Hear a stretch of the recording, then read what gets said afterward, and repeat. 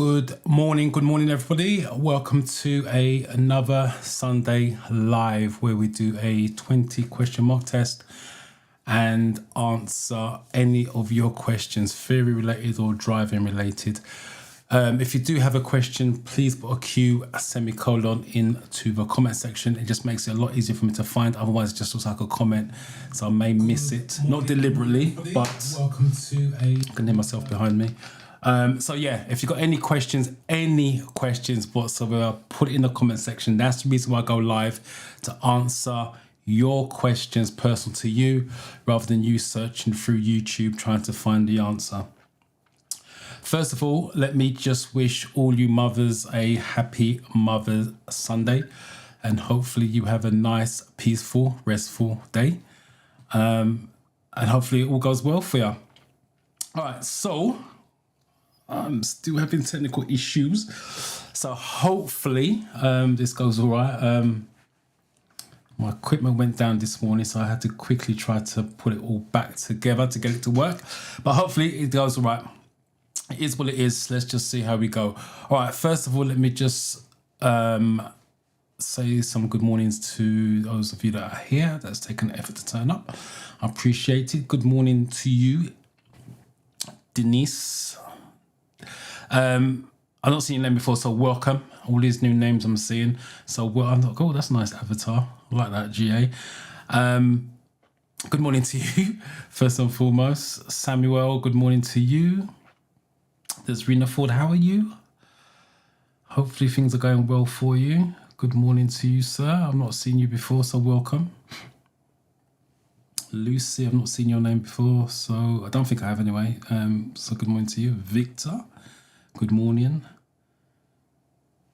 Judith, good morning to you. Marcel.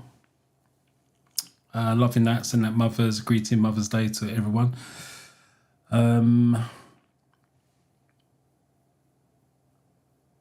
Passed my test last Saturday. Well done to you, congratulations. 45 out of 50, 65 has a perception. Well done, congratulations. So what's your next step? Thank you for coming to the live and let me know how you got on, by the way.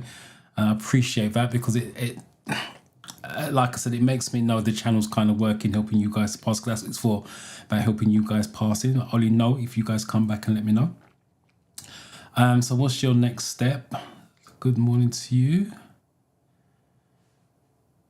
Good morning.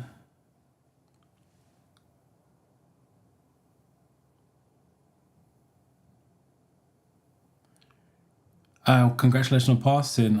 Has perception was difficult for the last time I told you, but I passed. You passed it, done it. All the hard work's paid off.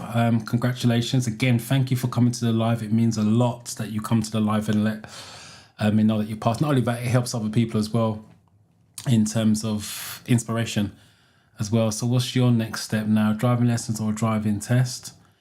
Good morning to you. I think I saw your name last week. I think I've seen the name before, cosmetics. So good morning to you anyway, either way. Again, send that happy Mother's Day to everyone. Appreciate that. Asia, good morning to you. How are you this week? Victor, good morning. You got your test tomorrow. First of all, I'd like to wish you the best of luck for it, for tomorrow. If you've got any last minute questions, concerns, doubts, put it in the comment section before we sign out and let me send you in there nice and confident for tomorrow. But I'll definitely wish you the best of luck tomorrow. Please come back next week and let us know how you got on. Good morning. 2 weeks. You're not happy about it? Why? 2 weeks is enough time to get a bit more studying in. You've got a couple more of the Sunday lives as well. So any questions while you're studying, type them in. Jot them down, type them in. It's Sunday. And again, if I don't see you before that, I wish you luck with it. First time catching me live, so appreciate you getting up on a Sunday morning, first and foremost, and coming to the live session. So hopefully you learn something and come back. Again, it's your first time, Naomi, as well. Next up is driving test. Yeah, I wish you the best of luck with that, trying to find one, because it's getting harder and harder as we go along, especially coming up to spring and summer. It's going to get even worse. So I wish you luck with that.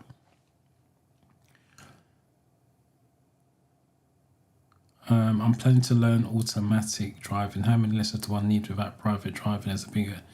I can't answer. I don't know. I don't know you. No one on earth can tell you how much lessons you're going to need if they've never seen you drive before. Everyone's different. Some people take it to it like duck to water. Some people panic, freak out because of what's going on outside of the car, not necessarily what's going inside the car. The advantage that you have, you've got automatic, so you're not worrying about your left leg, the clutch pedal, but I can't give you that. You'd have to take a driving lesson, and then your instructor can give you a rough idea based on the lesson that you had. I would do a 2-hour lesson as a beginner. 1 hour is going to be no use to you. Do a 2-hour assessment lesson, then let the instructor have a rough idea of what you're capable of doing, what you're capable of learning in that 2-hour session. But I can't give you the amount of hours. I've never seen you. I don't even know you, so I can't give you that information. Ruthie, past shift on Friday. Congratulations on passing, by the way. 45, 50, 66 out of 75. You guys are getting higher scores and has perception, so well done. Passing again. Thank you for coming to the live session. You don't know how much it means that you guys, all of you, turning up first and foremost on a Sunday, and turning up and let me know that you've passed it. Appreciate it. From Celeria Leone. Well, welcome. Hopefully you learned something. First time commenting as well. Again, passed on Friday. Congratulations on passing. Thank you for breaking the silence, by the way. First time commenting. 46 out of 61 out of 75. You guys are getting has perceptions. Well done to you. Again, what's your next step? Since it's your first time commenting, what's your next step? Are you looking for driving lessons now? Or are you looking to book a driving test because you've got some driving experience? Oh, well done to you. Congrats. I was a bit worried last week, so I passed my test on Monday. Congratulations. I missed it by 2. The magical 50.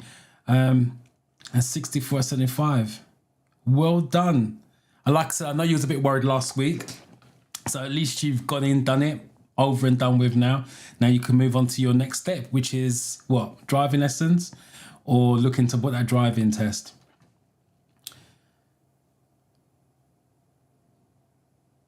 No one knows what the outcome is. If no one's going to know what the outcome is, I always say to my students, especially when they're nervous, nervous is a good thing. We had this conversation last week. Nerves is a good thing as long as you don't let the nerves control you. Once the nerves start to control you, then you're running the risk of failing. What I normally say to my students, it's only going to go one of 2 ways. Ideally, you want it to go the positive way, which is a pass. It's over and done. You move on with your next step, driving lessons or driving test. If it doesn't go the way you want it to go, then you got data. So either way, you're going to learn from the experience. But if it doesn't go your way, you've now got data. You've taken the test, you've got the experience. It tells you the categories of questions you got wrong. It won't tell you the questions you got wrong. It just tells you the category of questions you got wrong, which means you now know what to work on. And if it's the hazard perception, it gives you a breakdown of all the figures. So how many you scored on the double, on your 5s, 4s, 3s, and so on and so on. So it gives you an indication of what to work on with your hazard perception. So again, it is data. So either way, it's a win-win situation. When you don't take the test, you lose, because if you don't take it, you can't pass it. But I repeat, nerves is a good thing. It's not a bad thing, as long as you don't let it control you. Good morning to you. I've not seen your name before, so welcome.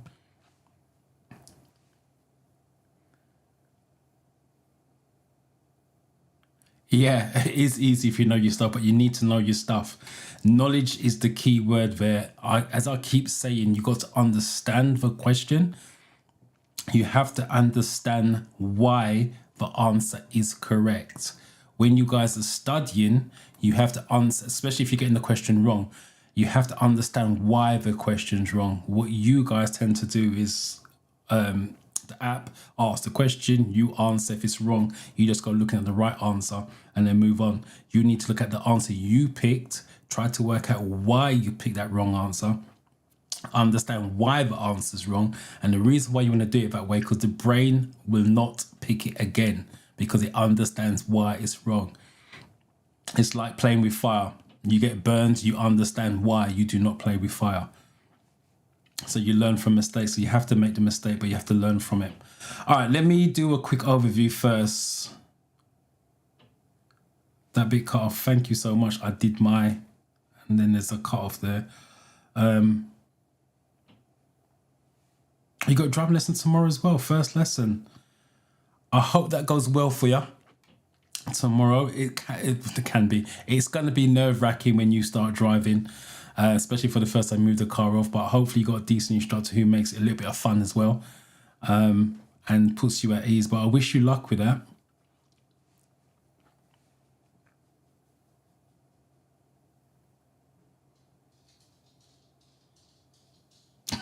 Yes, thank you too.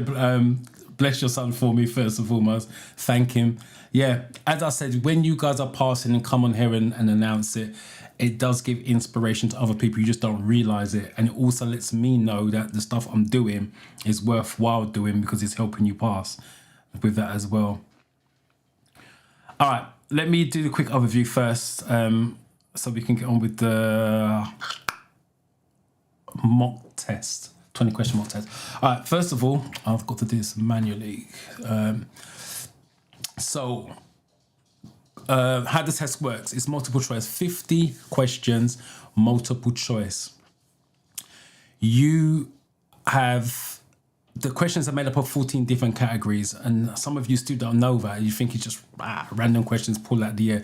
It's 40, the theory test is made up of 14 categories. When you're studying, what you should really be doing is the categories individually. You should do all 14 categories individually before you even start to think about doing mock test. The questions are random. And what I mean by that is when you go in there, there's 10 of you in the room. It's 10 different set of 50 questions. It's not the same questions. So you can't turn around and say, your friend had it the day before, for example, ask them what questions they got, expecting to get the same questions. It is random. So your categories could be made up of 5 motorway questions, 2 road signs, where somebody else's category could be made up of 4 road signs, 2 motorways, and stuff like that. So that's why I always say in my videos and on the live sessions, know your stuff inside out, because you don't know how your 50 questions are going to be made up. I would also add the questions on the real test are going to be worded differently from the apps, and it's going to be questions that you have never seen before. Some of you are still going in there emailing me, but the questions were different. The questions were worded differently. There's questions I never saw before. Yeah, you've been told that. I've told you. The apps are sampled. They're not the real questions. They're just sample questions to give you a taster of how the real questions could be asked. On the apps, I believe it's 774 questions. On their database, it's between 1,500 to 2,000 questions they have to choose from. And that's the reason why I say if you understand the question, understand the answer, it doesn't make a difference how it's worded. It will still lead to the same outcome. Time, you have 57 minutes on the question side of things, which is more than enough time if you studied, and gives you more than enough time to break it down. Some of you are not breaking the questions down, looking for clues in the question or looking for clues in the answer with that as well. Has perception, once you go into the has perception, just 14 videos, which just runs and runs and runs. You only get 1 go per video in terms of clicking. I will do a hazard perception demonstration at the end of this 20 question mock test and break it down in a bit more detail, but it's 14 videos, 13 of them have single hazards, which means you can score a maximum of 5. One of them's got a double, 2 5s equals 10, and you need 44 out of 75 on when you finish. So your average has to be 3 across the board when you finish. If your average is below 3, it's going to be a fail. When you're answering questions, use a bit of common sense. Read the question very carefully. Sometimes you just use a bit of common sense and you can eliminate answers. Some of you, based on the emails I'm getting this week, are not doing that. Some of the answers being picked does not make any sense whatsoever. So use a bit of common sense to start off with.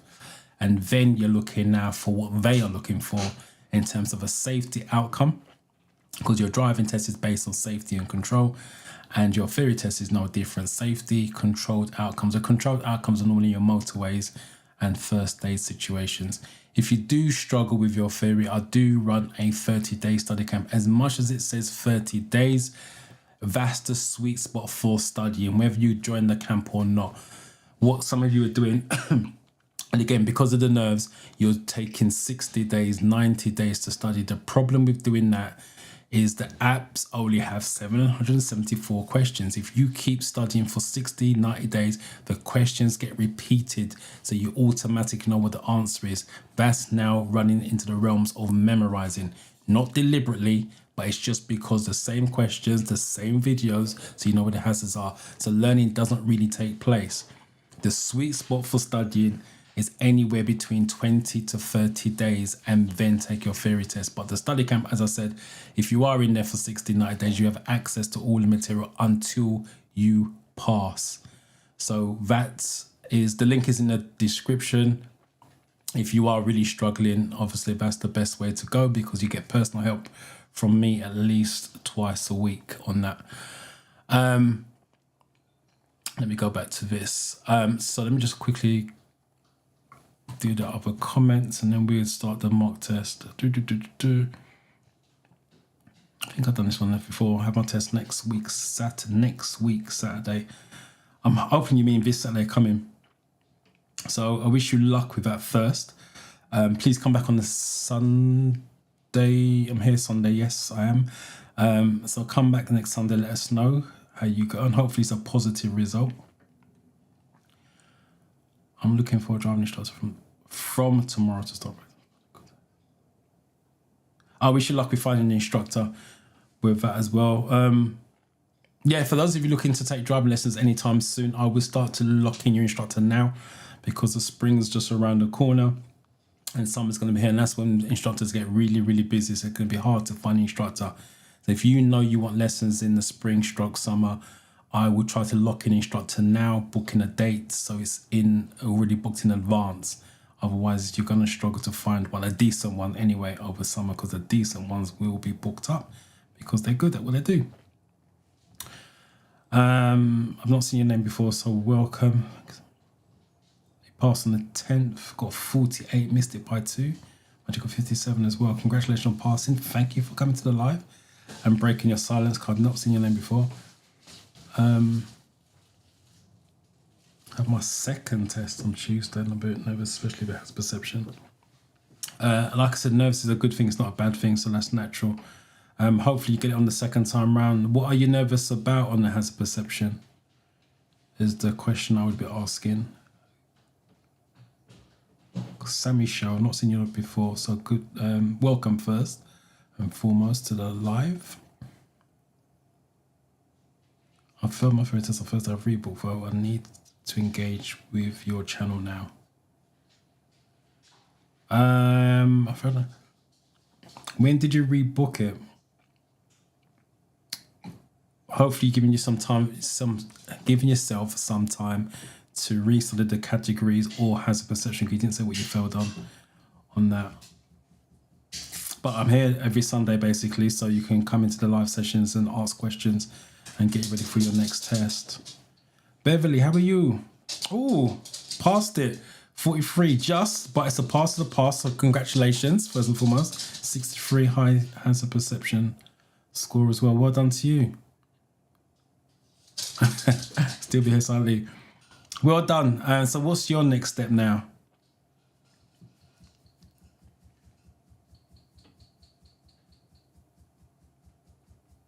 I didn't answer one question, but I had 2 mistakes. I'm happy.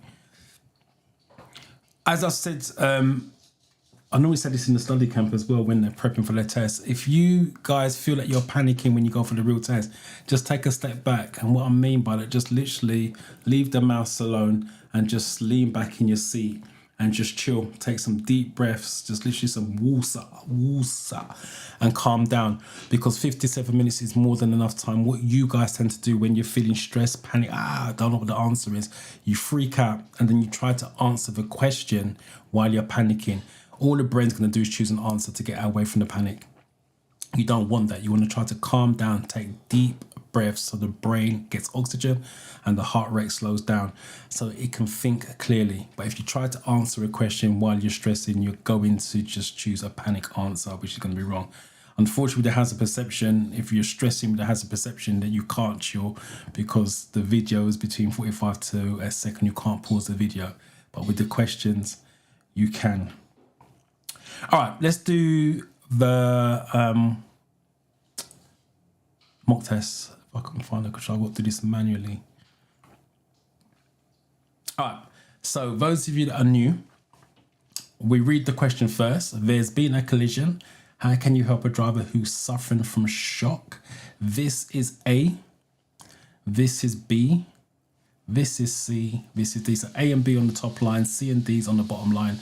Please put the question number and then the one of letter of choice. So if you think it's 1A, please put that. The reason why I say that is because there's a delay between me and YouTube, you and YouTube. So I want to make sure we are always on the same page, same question number, because some of you have got a slow internet connection. That's the reason why. You take the time to type it. I like to take the time to show it. All right, let me catch up with these comments. What do you guys do? Remember, if you guys got any questions, yeah, I figured you knew, not seen your name before, so welcome. If you got any questions, Sammy, just type them in. Let us know. Whereabouts are you on your journey? Especially for those of you that are new here. Have you just started studying for a while, just come across the channel? Let me know what part of the journey you're on. You got a test booked? What's your next steps kind of thing? 40 out of 50 has all right, has perceptions fine.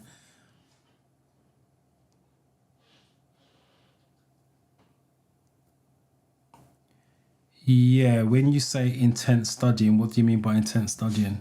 Just because you study intently doesn't mean to say it's quality. Again, this is for everybody. We had this conversation yesterday, funny, in the study camp. The sweet spot for studying is between 45 minutes to an hour max. Because once you get to an hour, the brain can't take much more information in and retain the information. It's not about just taking information in, it's about retaining the information so you can call that information when you do mock test. Doing intense studying, which I see students doing 2 hours, 2 hours and a half, that's way too long. You're wasting your time. You're better off doing quality 15, 20 minutes at a time as opposed to an hour and a half. I'll tell you why. Because think about this, the theory test is 57 minutes. This is government. They've done their studies to know what a pupil can and can't cope with. Their magical figure is 57 minutes. So if that's the case set by the government, why are you trying to study for longer than an hour? It doesn't work.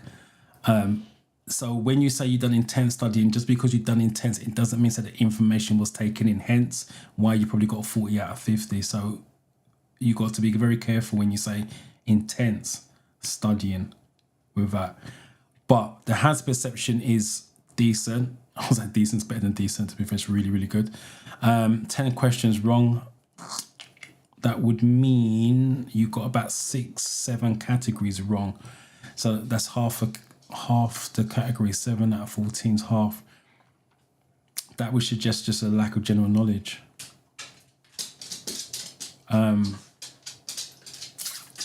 Yeah, definitely revisit those categories, but that would suggest a lack of general knowledge. But my concern would be the intense studying now. I don't know how intense was.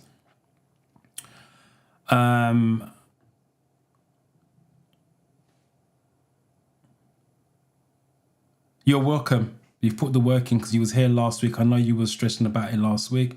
You've put the work in, you got the result you deserve. So well done to you. Congrats again. All right. Let's get to these number ones.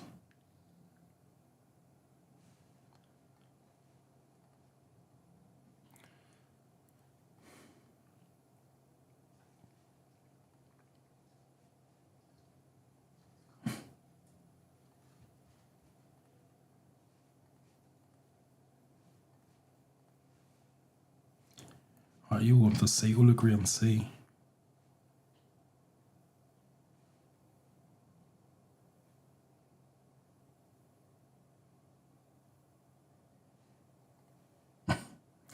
You are welcome.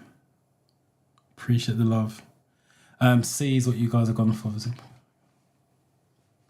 Yeah, reassure means talking to them. That's what it means on a theory test. Talking to them, making sure. Sorry, off my camera. Sorry, my camera's just frozen on this side.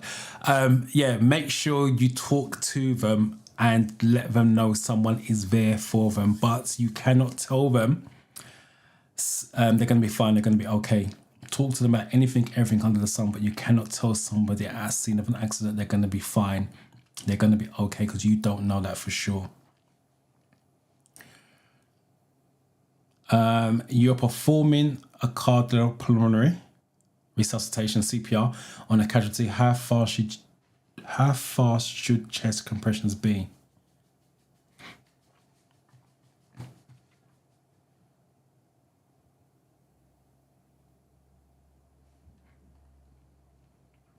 My theory test next month. I wish you the best. Next month is April, so I wish you the best of luck with that.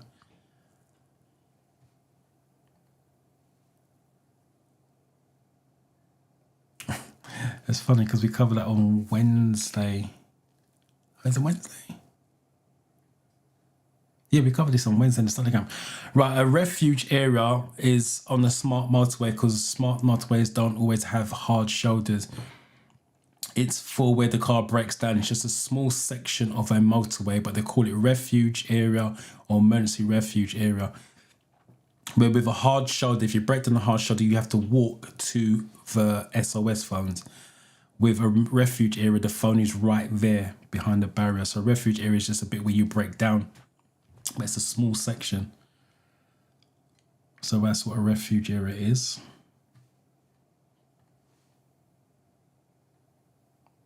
You're doing the right things, but as I said, the question would be intense. When did you do the intense? There's lots of questions I would be asking if you were my student, because that would lead to one of the reasons why you could have failed. But like I said, I don't know you, so I can't give you the background behind that.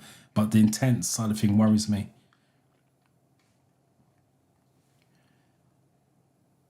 I'm okay with questions, but the hands perception fit is very small under 4.1. If they're very small, that must mean you're doing it on a phone, or worst case, you're doing it on a tablet. Well, I'll say worst case, the best case, because the app, the 4-in-1 is an app and it's designed for mobiles or tablets. So it's only going to go to the size of the screen that you're using. So if you're using an iPhone Max, for example, it's going to be a lot bigger than the iPhone normal size kind of thing. The answer to your question though, yes, it's on a computer screen. So it's going to be a lot bigger, a lot clearer because they're all CGIs, and it's slightly slower than the app as well. I would try to do it on a bigger screen if you can get a bigger phone or a tablet of some kind, because it adjusts the screen size. How many days and times do you have live in a week? I only go live on a Sunday in terms of YouTube.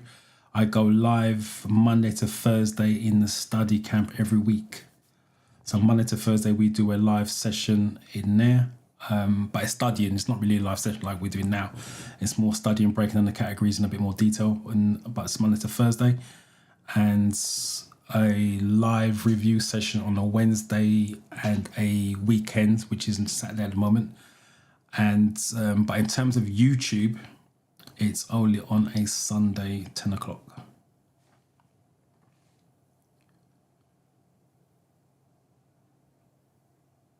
Congratulations on passing. Thank you for breaking the silence. again, just about pass it. 43 and 48, both just a pass. A pass is a pass. But the only reason why I would be concerned with the 43, because the hazard perception gets improved when you're driving, because you have to use hazard perception when you're driving on your lessons. You got 7 questions wrong on the theory side of it, and like I say in the videos and on the lives, the reason for the theory, so you apply that for the driving. So I'll just brush up on that, especially if you got any road signs and rules of the road wrong. I'll just brush up on that, and I'll tell you why. Because when students already passed their theory test before coming to me on the driving lesson, I find their knowledge is really weak. About 3 weeks ago, I had a student didn't even know what a giveaway line was, and we had to sit down and discuss what a giveaway line, how you recognize a giveaway. That's in the theory. So we wasted 5-7 minutes discussing giveaway lines when that's something you should already know. So that's the reason why when I'm teaching my students to drive, I'd rather just drive and fill in any blanks.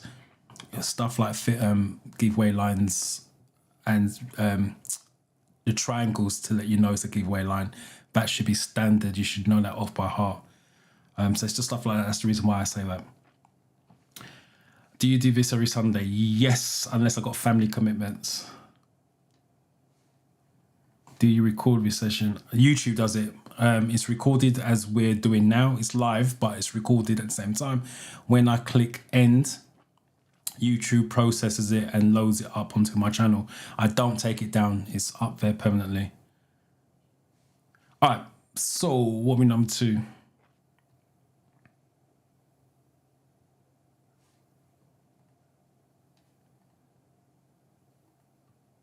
So yeah, if you can't make it live, if you can't sit all the way through this, which I fully understand, it's on the channel permanently.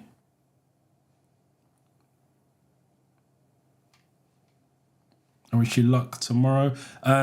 If you've got any questions, type them in.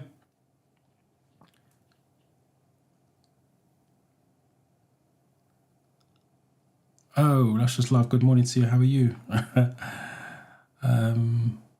You are exempt because I know that you already passed it. So what did you guys go for? 2C? C again.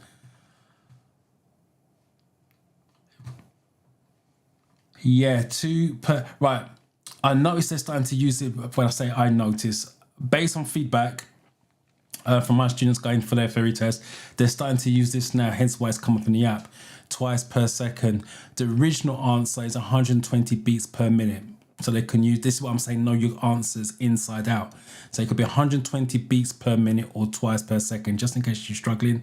60 seconds in a minute times 2 per second gives you 120 beats. So they can give you either answer 120 beats per minute or twice per second.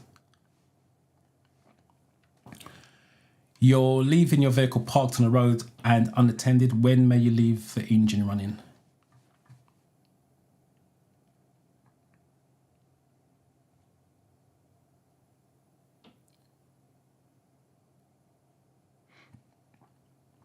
Looking for an instructor now. Again, I wish you luck with that. Good morning to you.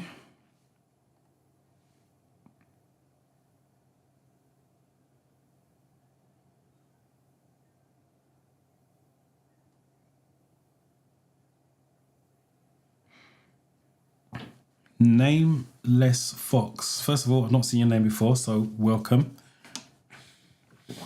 Obviously, you know me through YouTube, so you are welcome, and congratulations on passing the test. 46, 49 on the hazard perception, 46. Congratulations on passing, but thank you for breaking the silence. And you got 35 on the first attempt. So obviously you've put the work in and improved the score to pass it. Well done.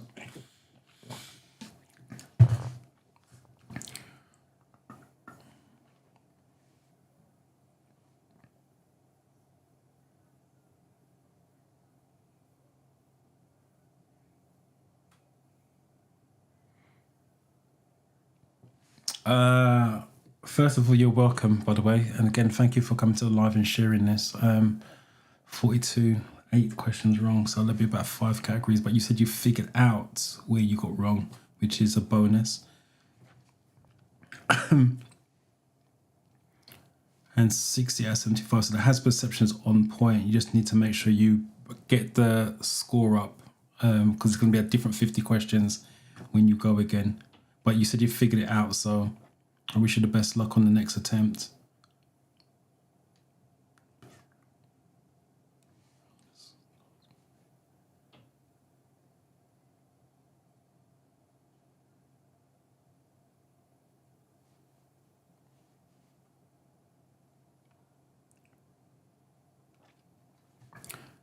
So I'm just trying to find the phrase.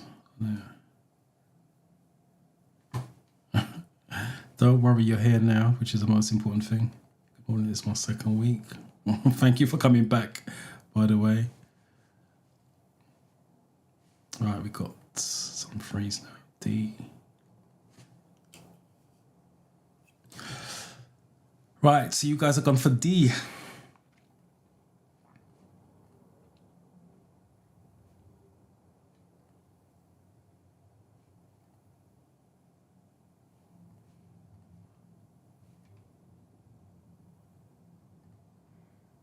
I have to assume D is correct.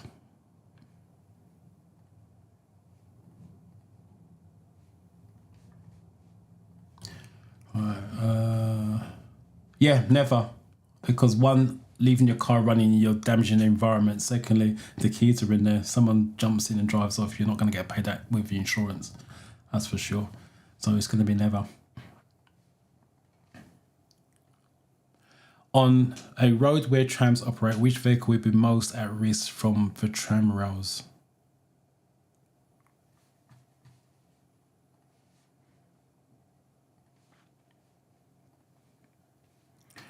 I'll pass again. Pass my road test. 65. You guys again. High scores and hazards. 65.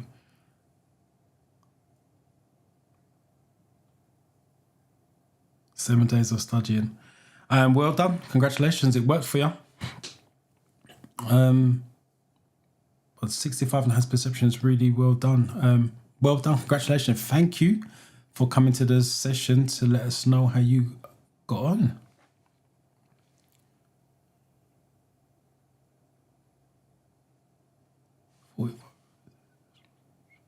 $56. First attempt as well. First of all, thank your friend for sharing the link. I appreciate you guys watching the channel, sharing it, because it's still growing, even though I'm not putting a lot of videos out there, just the live ones. So I appreciate the constant watching it and constant following the channel. So definitely thank your friend. Congratulations on you passing, and thank you for you coming to the channel and sharing this as well. I appreciate it. And what's your next step? Are you looking for the driving lessons or trying to book a driving test? 49, you missed it by 1. 70 out of 75. Wow. Thank you for that. I appreciate that. Congratulations. That's a high score. That's something to be really proud of with those numbers. So well done to you again. What are you looking to do now? Driving lessons or the driving test? I did a crash course in 1 week. I was studying like 4 hours. Yeah, there's where you went wrong. 4 hours a day. That's way too long. Where did you find 4 hours to study anyway? 4 hours in a day. Even in the study camp, we do 2 hours. Monday to Thursday, do 2 hours. Even after an hour, and the students probably don't even realise, after 57 minutes, I'll take a break. We don't do 2 hours straight. We take a break of 5-10 minutes so they can walk around, chill, get some liquids on board. 4 hours is way too long. Because once you start, like I said, once you get to an hour plus, the brain doesn't retain, and you think it is, but it's not retaining information. You're asking for trouble with that. So I wouldn't be doing that. Yeah, just knock it down. You're better off doing, like I said, doing 20 minutes, half hour rather than 4 hours. The brain's going to learn a lot more in that short space of time because it's quality. You're doing quantity. I test on the 26th, but I might move it forever. As in not take it. That's probably just a mistype. Move it back because I don't feel confident. You're never going to feel confident. That's the difference. You guys are. Let me come back to that. Let me just do this first. Number 4. Let me find the 4s because I've noticed this coming up more and more in emails I'm getting.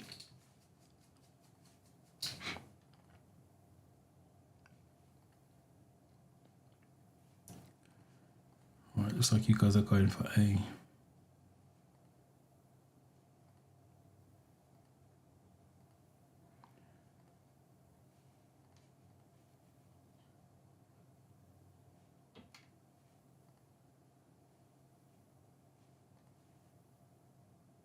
No problem, you're welcome.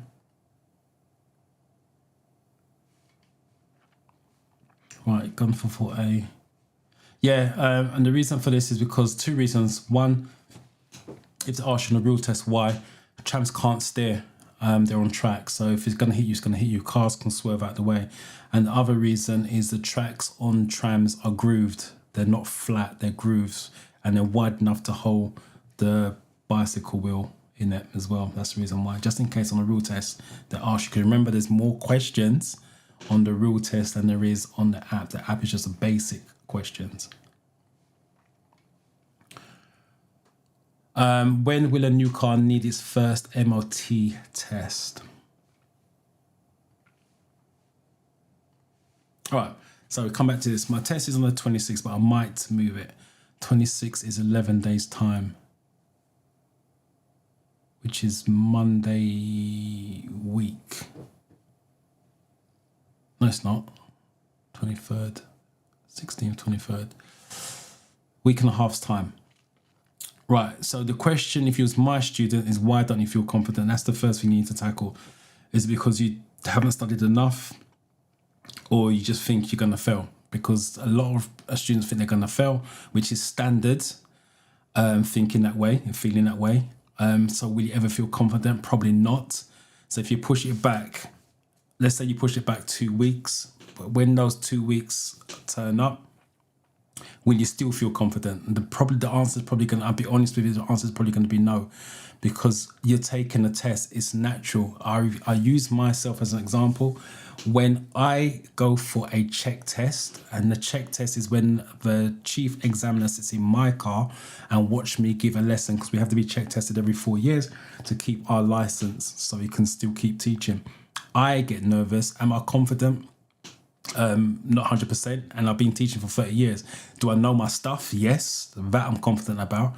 And I even get tongue-tied knowing that he's in the back, but I still have to do it, but I know my stuff. So the question is, have you studied and do you know it? Again, it's a double-edged sword with that one, because you're going to always say, no, I don't think I know it. My advice, if you've put the work in, is take it, because it's data. I repeat, you're either going to take the test on the 26th and you're going to pass it, move on with your life, driving lessons, driving test, or you fail it, but you've taken the test, you've experienced it, you've got an idea how the questions are now worded on the real test, and you can see where your weaknesses are, whether it's the theory side of it or whether it's the hazard perception side of it. But if you don't think you've put enough studying, then you have to push it back. That's my advice on that. I had the people in the study camp, this is going back, when did she pass? About 4 weeks ago. Cynthia, she went to take her test in April. She said to me she went to take her test in April because she's got anxieties, blah, blah, blah. She doesn't feel ready. She put the work in. She turned up to the classes. She turned up to the live review sessions. She was passing her mock test. She was passing her hazard perception. And I said, book it for March. She told me, no, I want to do it for April. She booked it for early March, I believe it was, and she passed it. If she didn't do that, she would have still been waiting and studying now for April to come around. She did not feel confident whatsoever, but the results says so. And that's the reason why I made her book it. I don't know how much studying you've done, so you have to look into yourself and say, right, have I done the studying that's required? If the answer is yes, leave it on the 26th. Do not change it. If you haven't, then push it back. Confidence nerves will always make you change things. And that's not what it's about. It's about knowledge. Do you have to be confident to pass a driving test? No. Have you got to be knowledgeable to pass a driving test? Yes. That's my advice to you. But like I said, you know you better than I do. So look at yourself and just say, have you done the work? If you have, leave it. Get it over and done with. Number 5. We all get nervous. I get nervous when I do, like I said, my check test. I get nervous for my own pupils when they're doing the driving test. I got to stay at this test center while they're driving in my car. I get nervous, not because they're going to damage the car, but whether they're going to pass or fail it. And I'm not even taking the test. 5C. Some of you got 5B in there. When will a new car needs for 5C when it's 3 years old? 5B when it's 1 year old. Right, you guys are getting confused. Right, when will a new car, it says new car, need its first MOT. So let me explain why it's 3 years old. If you bought a brand new car registered in 2026, it's brand new, hence the word new, you won't need an MOT until 2029. Because technically nothing should be going wrong with it in the first 3 years. If something goes wrong, your manufacturer should sort it out under warranty. Once it gets to 3 years old, you need an MOT every year. So it's not when it's 1 year old, you need a MOT every 12 months, every year. That's how they can word it. That's where the confusion's coming in. What should you do if you have to make a journey in foggy conditions?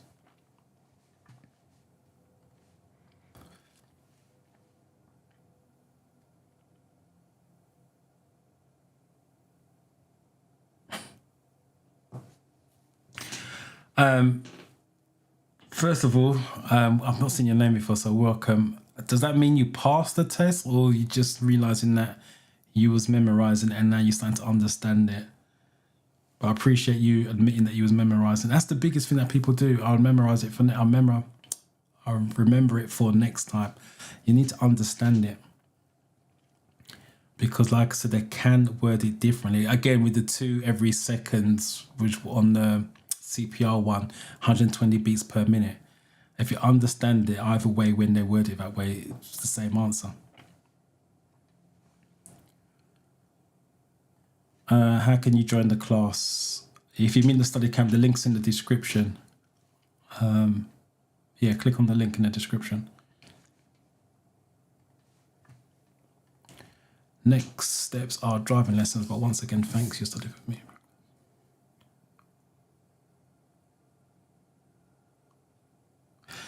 You study with me, practice makes you better.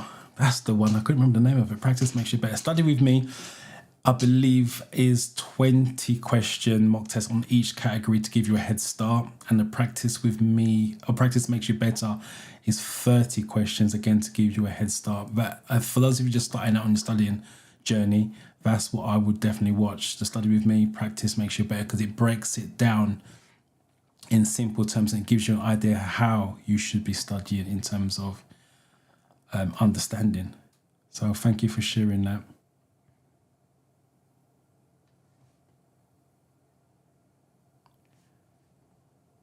I've not seen your name before, so again, welcome. Lectures, you made it like I'm preaching. 46, 54, congratulations. And you started your driving lessons as well. Well done to you. And this is what it's about. Some of you will take the theory and just sit on it. And then before you know it, 6 months have passed, 12 months have passed. And you may have to resit this theory test. You don't want to be doing that.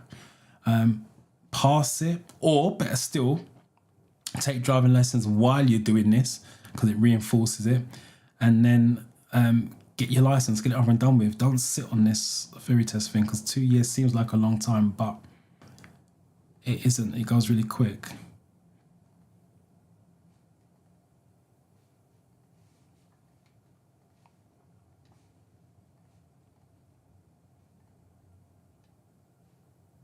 Right, some of you, I've seen a couple of C's on here as well, though. So it's mainly B's.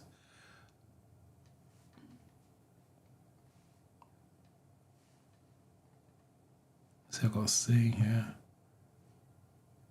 Sorry. That's fine.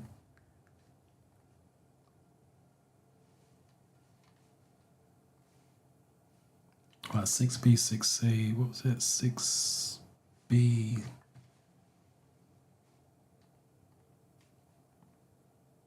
Keep 2-second gap behind the vehicle head. That's when it is dry. When you're doing 14 miles an hour or more, you leave a 2-second gap if it's dry, 4 seconds if it's wet. Ice and snow is 10 times longer. For the fog one, it's leave more time for your journey. Why do you leave more time for your journey? Again, just in case they arcs it, spin it a different way. Because fog is hard to see, so you should be driving slower. If leave more time for your journey isn't there, it's clean the windscreen and clean your headlights will be the other option. Some two-way roads are divided into 3 lanes. Why are they particularly dangerous?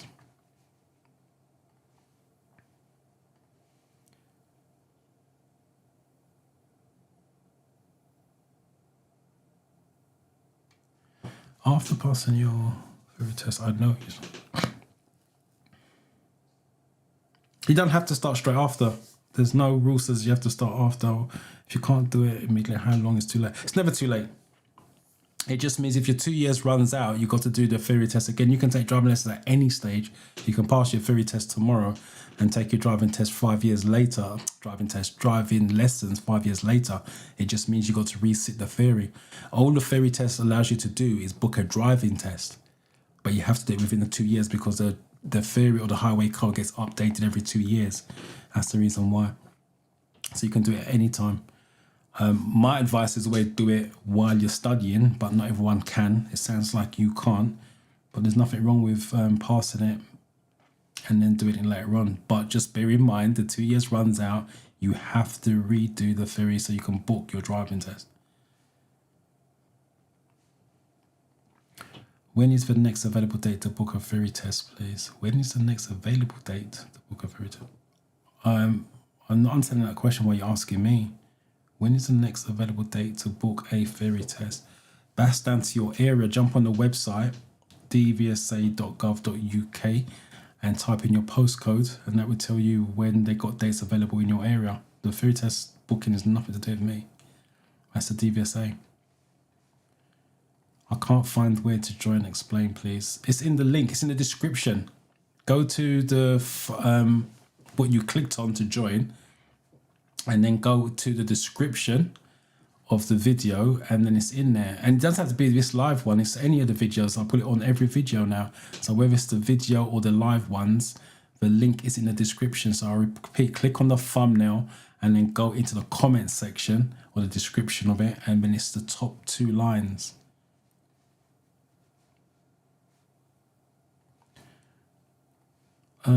Seven.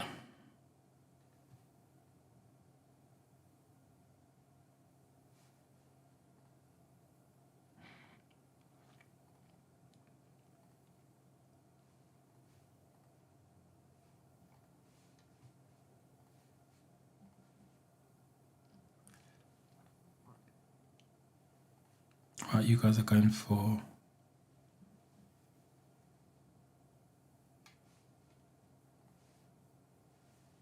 Juliet, what are you going to do? Are you going to push it back or are you going to keep it?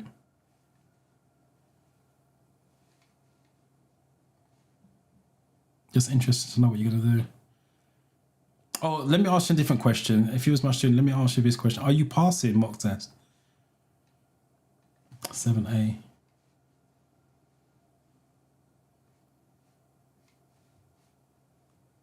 Yeah. Are you passing mock test? That's the first thing.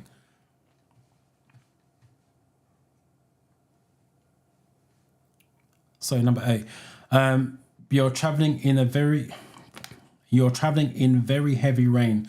How is this likely to affect your overall stopping distance? I just gave it an answer on the previous one. The fog question, I gave it an answer on that.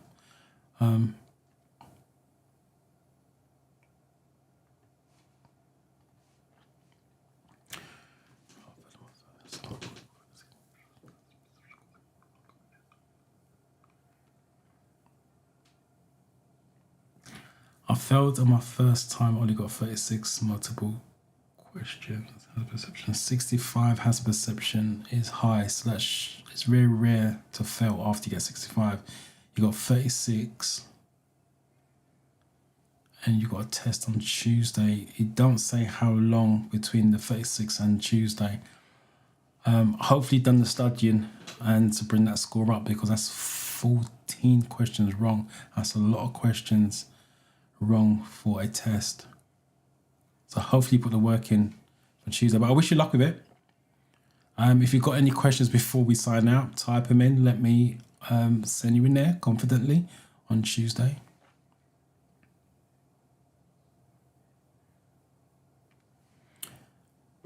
Tina, welcome first of all. It's first time here. Thank you for commenting on the first time here. March 25th is Monday week. Not Monday week, but the week after next, Wednesday, I believe.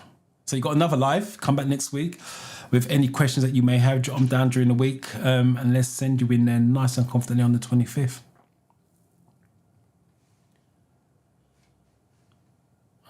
Passed my theory test on Friday. Congratulations on passing.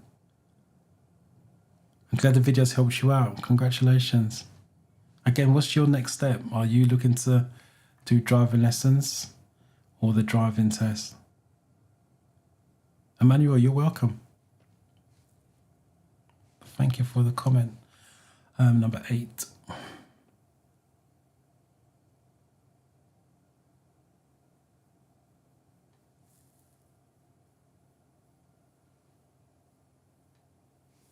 Number 7. What was number 7? I can't spell the picture. There wasn't a picture there. Is it? What was number 7? That was the full question, wasn't it?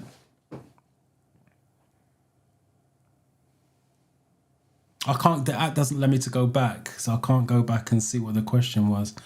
But if there wasn't a picture on there, I can't really give you a picture for it. But I think I'm sure that's the full question. Leave more time for your journey. Fogs and mist, it sticks to the windscreen and headlights. That's why I said if it's not, leave more time for your journey, because it's harder to see, drive slower.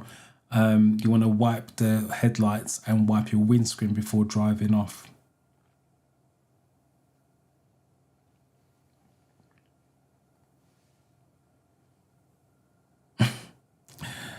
I'm scoring below 50. Yeah, below 50 could mean 49, 48. The question that I asked was, are you passing mock test? Not, did you get below 50? I don't even get 50 or 50 on my videos. If you watch some of my videos, I've got questions wrong as well. It's nice to get 50 out of 50, learn from your mistakes. So I'm not asking you, are you getting 50 out of 50? I'm asking, are you passing the mock test? There's a difference.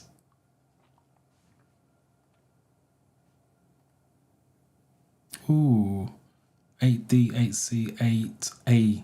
So you guys are definitely mixed on this.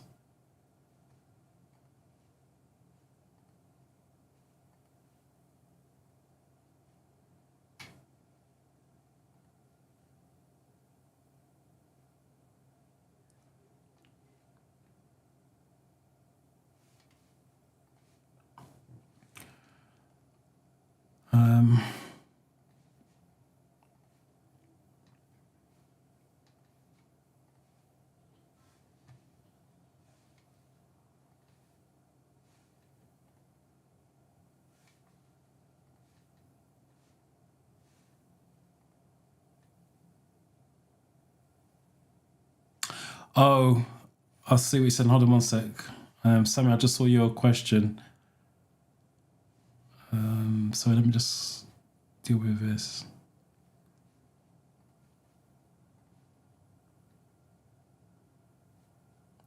All right. The common answer is 8C, but some of you are really going for 8C. Why are you getting confused with this? 8A, 8B, 8. Got a D on there as well. Got D, C, and A. D, C, and A. Why? You're traveling in very heavy rain. How is this likely to affect? It'd be no difference. That's can't be. It'd be halved. 10 times longer, 10 times greater is snow. In rain is double.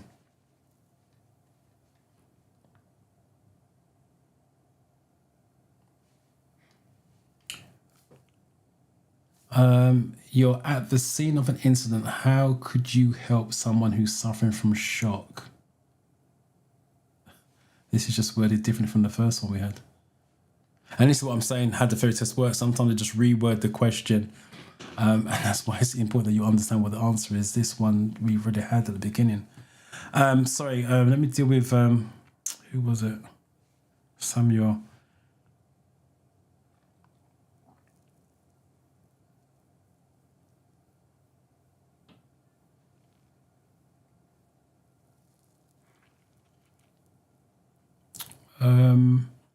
As the 3 lane ones, right? There's 3 lanes. It's hard to do it without an image. If I could do my fingers, there's 3 lanes, and you go always with images. You go up. Let me just get this out of the way. So with I don't know if you can see it. We have 3 lanes. Always with images. You're going up. So you're going up with this finger here. This finger, the traffic's coming down. Going up. This lane's coming down. The middle lane can be used by either going up or down for overtaking. So if I'm overtaking in the middle lane and the car's overtaking in the middle lane, that's why it becomes dangerous. So that's roads that try to phase out. I've not seen one for years, but they still ask the question because you can get in some country lanes kind of thing. So I repeat, you've got the left lane where you always go up, so you're driving up. You got the right lane, which is traffic coming down, so it's 2-way traffic, but the middle lane can be used for overtaking in either direction. That's why it's dangerous. Hopefully that makes sense.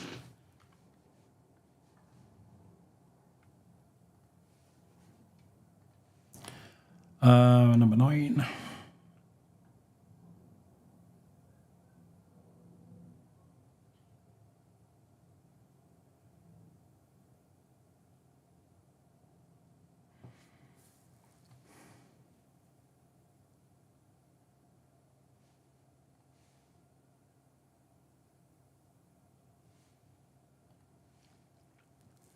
Can you explain why it's double? Because it's wet. If it's dry, it's 2-second gap you should be leaving from the car in front. It's wet, it's double. It's taking you longer to stop in the wet. And if it's ice and snow, because it's slippery, it's up to 10 times longer.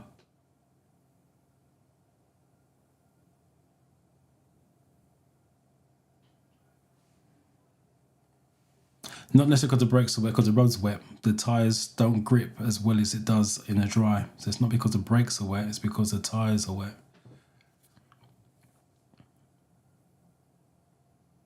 You guys will be left in a dispute.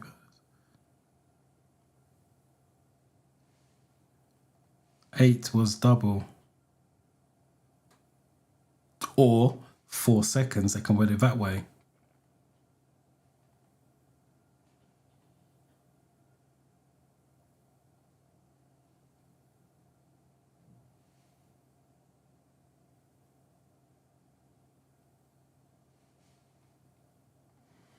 You got C or D. I don't understand what question that's for.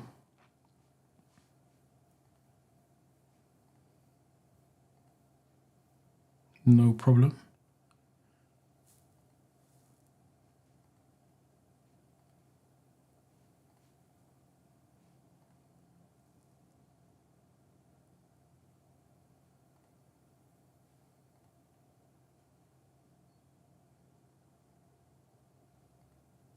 I'm glad it helped out.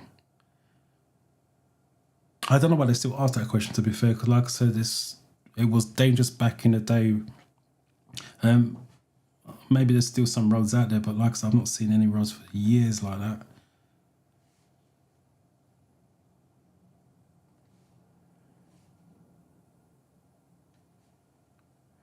Right, you guys gone for A. Yeah, it's like I said, we had this before, it's just worded differently. Reassure, but remember, you cannot tell them they're going to be fine or tell them they're going to be okay.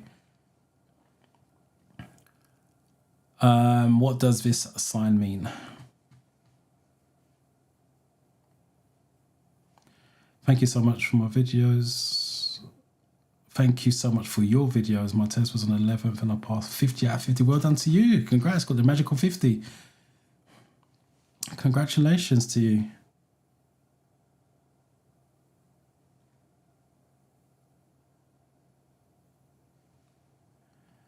Failed my theory on multiple choice by 2 points. Smashed my hazard. You didn't fail by 2. That's the biggest mistake that you guys make as well. You didn't fail by 2. You got 41 out of 50, which means you got 9 questions wrong. And why you don't want to say that you failed by 2, you need 2 more to pass. There's a difference. You need 2 more questions to get right to pass. So you got 41. You got 9 questions wrong. And the reason why you want to tell yourself you got 9 questions wrong, because the brain will work harder the next time round. If you say I just missed it by 2, the brain just thinks, hold a minute, I'll get it next time. So you won't train as hard or study as hard. And what happens mainly as well, because you told yourself I missed it by 1, I missed it by 2, you go home, you book another test for next week, the week after, and then guess what happens when you take the test again? You failed again, because you just told your brain you need to do the minimum amount of work to pass. It's just the way the brain works. So you have to see as you got 9 questions wrong, re-study those categories. So if you've got 9 questions wrong, you're looking at 6, 7 categories. Again, it's almost half the categories. So it's general knowledge. And then re-study those plus more, and then take a test again and book a test and go again with that. But once you tell yourself I missed it by 2, it seems like you're so close. On paper, yes, but in reality, it's not, because it's going to be a different 50 questions when you go again. That's the reason why you don't want to be doing that. There's actually a video on the channel I think I've done last year explaining that in a bit more detail. It's just the way the brain works. You give it a little bit, a smaller goal, it works just to achieve the goal. If you give it a massive goal to aim for 50 out of 50, it tries to get 50 out of 50. That way, if you fall short, you still should fall what I call over the line. You're 43 plus. If you aim for 43 and you fall short, you're falling backwards, which means you're going to fail.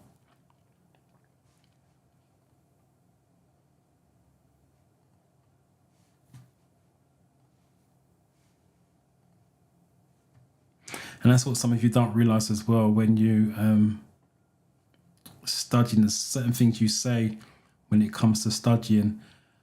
I use Julie as an example. Not picking on her, by the way, but I'm just using an example. I asked her, is she failing? Is she passing mock test?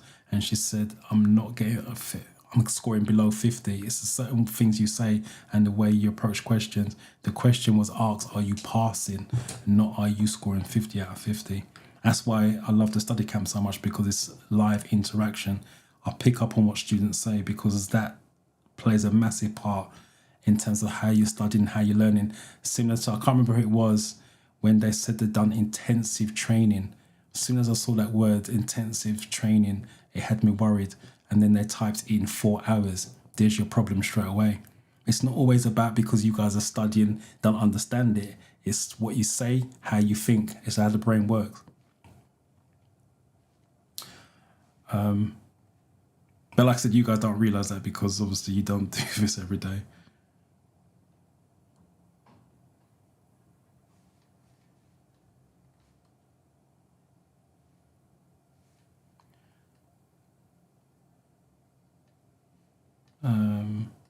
Right, B. Thought you guys go for cycle route ahead.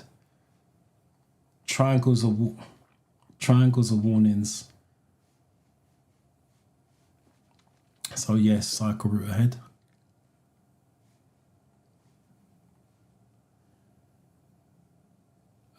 Your car requires an MOT certificate. When is it legal to drive without an MOT certificate?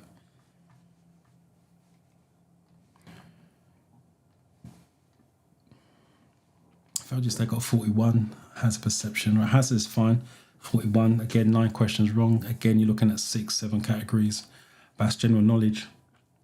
So I would restudy those categories based on the information I gave you.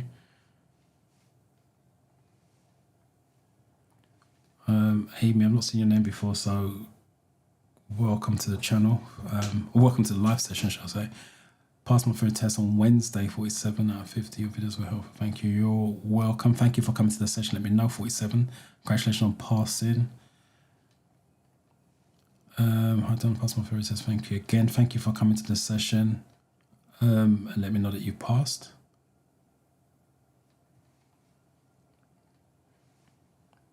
Got my theory test this first. I wish you luck with that, Sophie. Again, if you've got any questions before we sign out, please let me know.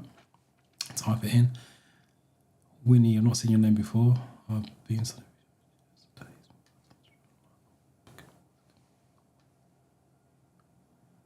65. So hazard perception should be fine second time around. 42. There's 8 questions wrong. I'm looking at 5 categories. Do you say it's your first one? No, it's the first time you're joining live, so welcome. Looking to myself on Wednesday. I wish you luck with that. Please come back next week and let us know how you got on. Again, if you've got any questions, type them in the comment section. Friday failed my second attempt by 2 points. Again, 2 points is 41 out of 50. For June. June's a long way away. March, April, May. Why June? If you got 2.41, that's 9 questions wrong. Is that the only date you can get? But June's way too long. That's almost April, May, June. That's the 90 days, and you've already studied it. That's too long. Unless you can't get an earlier date, that's too far away. Or there may be other reasons why you just ain't got time to study to whatever it is, but that's too far away considering you've just done a second attempt. Number 11.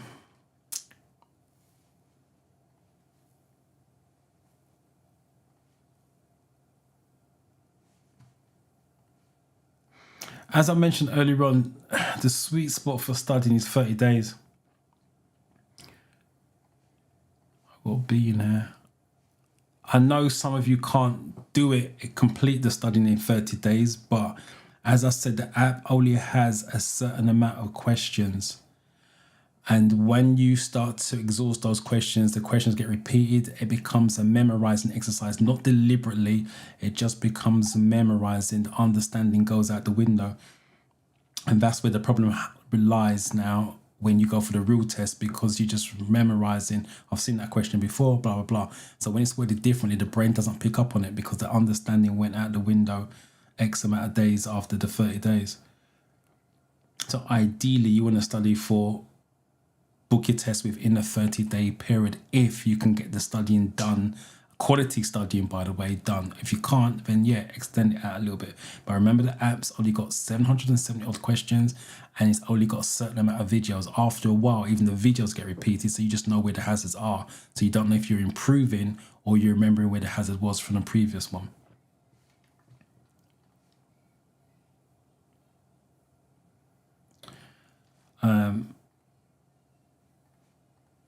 Let's just do it.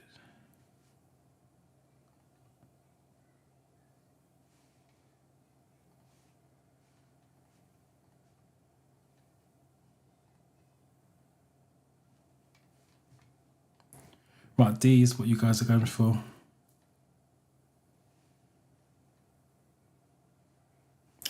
As early as you can get. Wolverhampton closest. That's not good. If it's Wolverhampton, why is it only... Okay, if that's the earliest you can get, there's nothing you can do about it. But my advice is every so often jump online and see if you can find a cancellation, because people do cancel because they're not ready, life gets in the way, health, whatever it is, and see if you can bring it forward. But June is too long. And if you was my student, I'd be... You say it's the closest one to you. Is it possible to go to a different test centre that might be slightly further out, but get an earlier date? But June for 2 attempts, and you're now waiting to June. You're talking March, April, 1 month, April, May, 2 months, June. You saw almost 3 months of studying, considering you got 9 questions wrong. It is what it is. If you can't get one, you can't get one.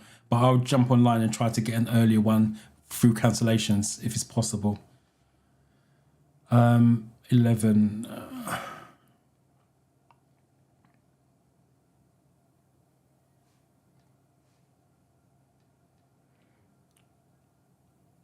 Right, I think you guys went for D.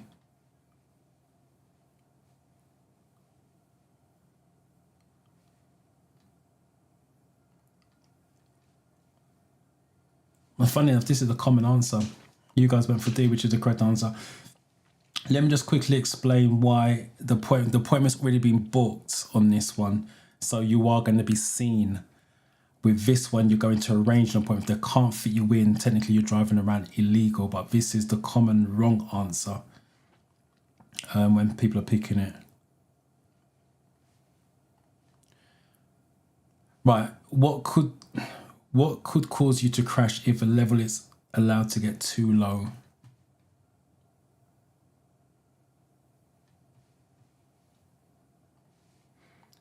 Right, let's get some of the comments out of the way. In mock test, I get 49, 48. If you're getting 49, 48, it doesn't mean that you're guaranteed a passing, but it's just that you're ready. Because like I said, I don't know how long you've been studying for. The questions get repeated, so you memorize the answers as well as the questions. But if you're passing mock tests on a regular, you want to be thinking about booking a test if you haven't already. And Juliet says, just come back. No, I'm not passing. Let's see, my follow-up question would be then what scores are you getting? Because the 26, it's possible to get the marks up. Like I said, because I'm trying to do this over a live session as you and my pupil, for example. So these are the questions I'll be asking. You said you're not passing. I would turn around and say to myself, can I get my scores up to be passing? If the answer is yes, do that and then take the test. If the answer is no, then push the test back. You want to take a look at the cancellation date. If it's on the 26th of March, it's 3 working days beforehand. So I would imagine it's the Friday before the 26th would be the last cancellation date. So I would kind of leave it to roughly Wednesday or Thursday before the week of the 26th, and then make a decision then to see whether or not you should push it back. Don't be in a rush to do that. But like I said, I don't know what type of scores you're getting, because you said you're not passing, whether it's a 41, 42 not passing, or is it 35, 36 not passing. But I would kind of delay pushing it back and just see if you can put the extra work in. But when I say put the extra work in, I don't mean studying for 2 to 3 hours a time on a session. But if you want to do it leisurely, by all means push it back. Can you explain this question? You're turning right onto a dual carriageway. What should you do before emerging? If you're turning right onto a dual carriageway, what should you do? Check to make sure the central reservation is wide enough for you to fit, is the answer. So check to make sure the central reservation is wide enough for you to fit. If it isn't wide enough for you to fit, what do? Wait for both directions to be clear at the same time. That's the follow-up question.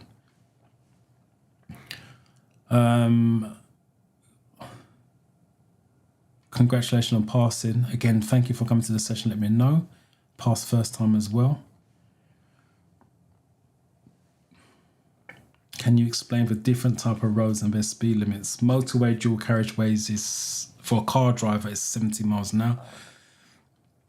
For a built-up area, it's 30 miles. There's not much to explain. For motorway dual carriageway, for a car driver, this is what I always say to my students: know what you can do, because you are a car driver taking a car theory test. So motorways dual carriageways is 70 miles an hour. For a single carriageway, it's 60 miles an hour. For a built-up area, it's 30 miles an hour.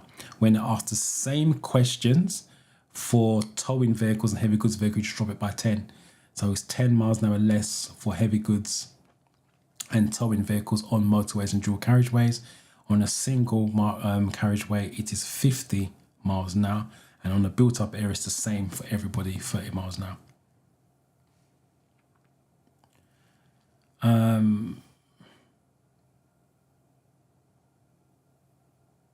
63 has perception again. 43, I would just, congratulations on passing first and foremost. I would just go over the categories you got the questions wrong in. Again, just in case there's road signs and road markings, rules of the roads, because like I said, that's stuff you need for your driving lessons. You don't want that knowledge to be weak, because you don't want to be parked up at the side of the road discussing the theory when you've already passed it. Right, number 12, let's find 12s.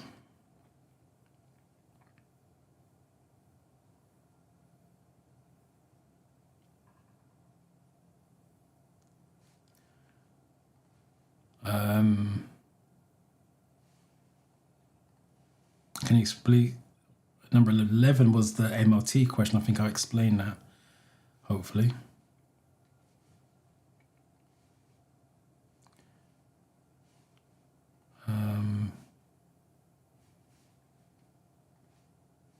So, right, you guys are going to see.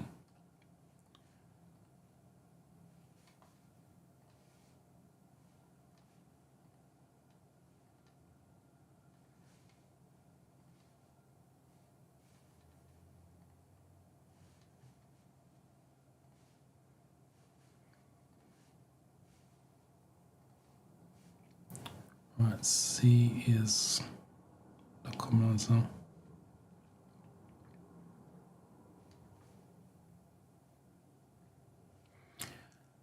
Are you talking about this question? Because remember, there's a delay between me and YouTube, you and YouTube. So, there's Rena, are you talking about this question, number 12? If not, please put the question number.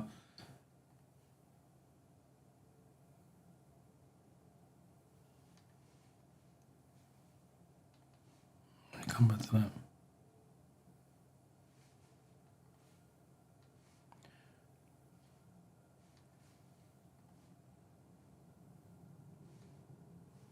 Right, sorry, 12C, some of, okay.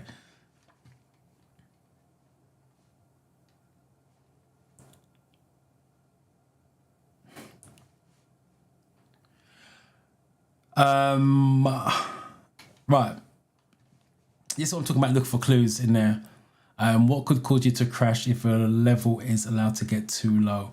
It's not going to be antifreeze. It's not going to be battery, water level, brake fluid. Brakes get the car to stop. If you haven't got enough brake fluid in your car, you ain't stopping anytime soon. And the fuel level, if you ain't got enough fuel, the car's going to come to a stop at some point. You're driving on an icy road. What distance from the car in front should you drive? All these stopping distances are coming up.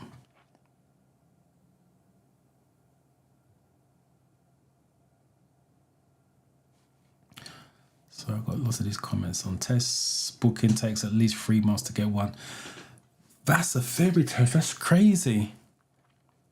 That's what a driving test date takes, 3 to 6 months. If that's the case, Jay, there's nothing you can do. If that's the situation, it gives you time to study, but like I said, you're exhausting the questions. So it is what it is. There's nothing you can do about it. That's just life. But I would still try to jump online every so often and just see if there's a cancellation, someone's cancelled, and see if you can snap it up.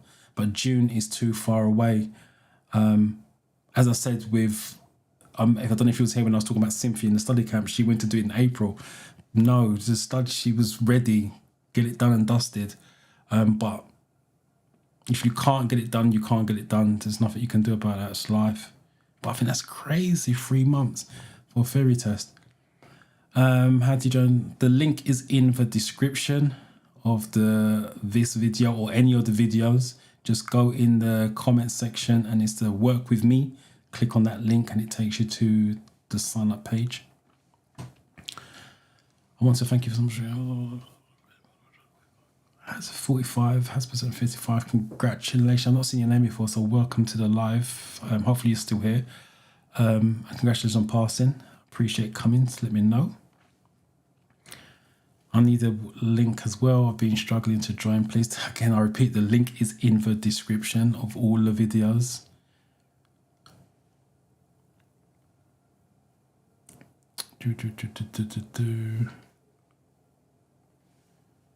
I'm struggling. I keep getting 34. That's lack of understanding. If you keep getting 34, it's not improving. You're not taking it in. You're not understanding. That's why it's not changing. If you understand where you're going wrong, there may be big progress or small progress, but you see 34s, 35, 36, 37, or you start to see 34s, 40s, 42, 45s. You're not understanding why the answer's wrong or why the answer's right. That's why we're staying roughly the same, because in other words, you're making the same mistake over and over, hence why the score's 34. So you need to improve your understanding on that. My advice is do each category in turn. So for example, documents is only 27 questions. Do that, keep doing it until you get 27 out of 27. You move on to the next category and do the same, and you repeat the process for all 14. And once you're getting high scores on all 14, you then do your mock test, because the mock test is overall 14 categories, and that will show you what categories you are retaining information on, because the 4-in-1 app gives you your strongest category and it gives you your weakest category. What some of you are doing is diving straight into mock test. How can you take a mock test when you haven't covered all 14 categories? Doesn't make sense. You should be doing categories first, then mock test afterwards. It's like going from A to B and you don't know you haven't looked on the map of how to get to A to B. If it's 500 miles away, you're just literally leaving your house, turning left and hoping for the best. If you're going from A to B, it's 500 miles to get to B, you should be mapping that out so you know how to get there. When you're doing mock tests, it's A to B. So you should do all 14 categories. So you got all the information. So when they draw the 50 questions from those 14 categories, your knowledge is there. That's the reason why. Some of you, yeah, like I said, Jade, if that's the earliest you can get, there's nothing you can do. What some of you are doing in terms of studying, so let me just do this quickly, 13, because I'm talking a lot when you guys are here for this test.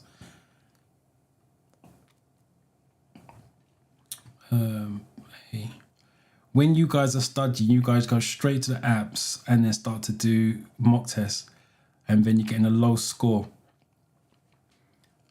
The reason why you're getting low score because the mock test is drawing from the 14 categories. But if you haven't studied the 14 categories to give yourself the knowledge, then how do you expect to pass a mock test?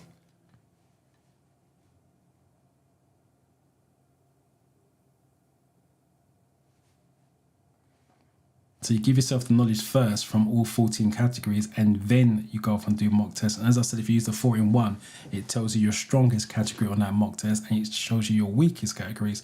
And then you go and re-study the weakest categories. Ice and snow is 10 times longer, as we mentioned before. Dry is 2 seconds. Wet, 4 seconds or double. Ice and snow, 10 times.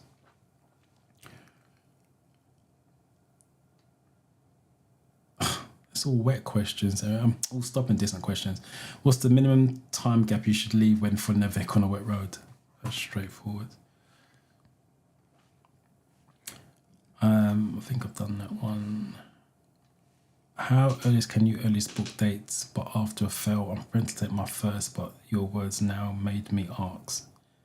How earliest can our earliest booking date be after a fail? I'm struggling to understand that. Sorry, I'm just going to explain. I got dyslexia, so when something's worded badly, it's really making me think hard.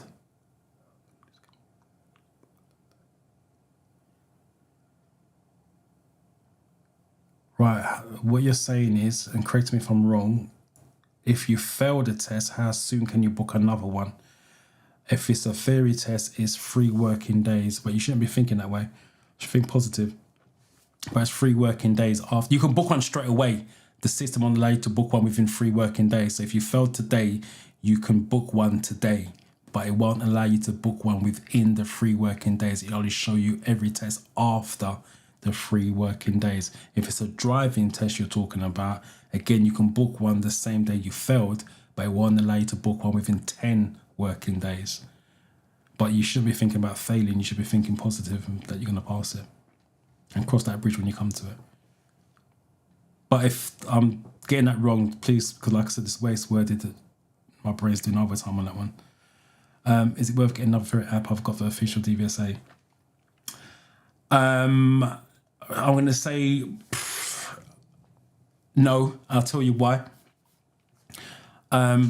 that you got the official DVSA. They're the people who set the questions. All the apps that you paying for that are licensed, because you got official, are the DVSA gives the questions to those people who do the apps, if that makes sense. These are the questions you can use. This is the way it's worded. This is what you can only do. So it's not going to change you going to a different app because the same 770 odd questions. I'm licensed by the DVSA, so they send me the questions. The ones in the study camp that I filmed is the questions they gave me. It's the same as the app, and it's the same videos as the app as well. So it doesn't change anything. I just suggest use the 4-in-1 because the interface is slightly better. I think it's easier to use, and they're starting to put driving stuff in there that you can use for your driving test once you pass the theory, so it's ongoing. But the answer to your question, if you've got the official DVSA, stay with it. It ain't going to change anything. It's the same questions. Maya, I've not seen you before, so welcome. I'm here again. Oh, you said you're here again. I've not seen your name before. My test is tomorrow. I'm nervous. Can you please explain this question? And there is no question. Or maybe you meant the question that was on screen, but you didn't put the question number. Well, good luck with it tomorrow, first of all. If you remember the question, type it in while we're still live and I can answer it for you. 14.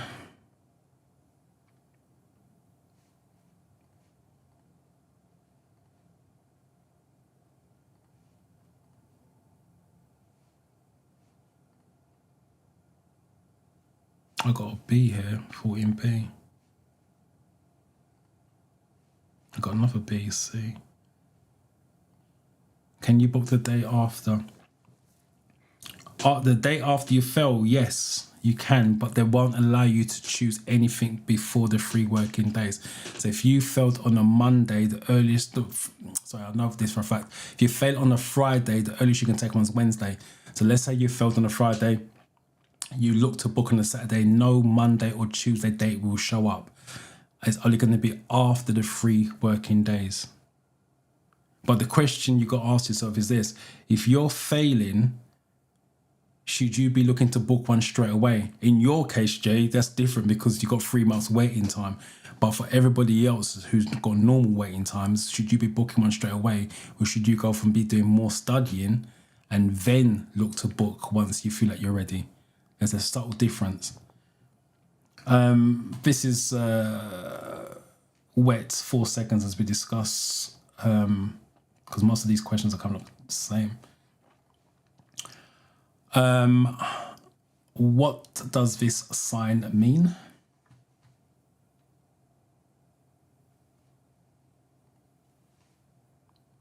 Yeah, as long as the result's gone through, you can book at any time.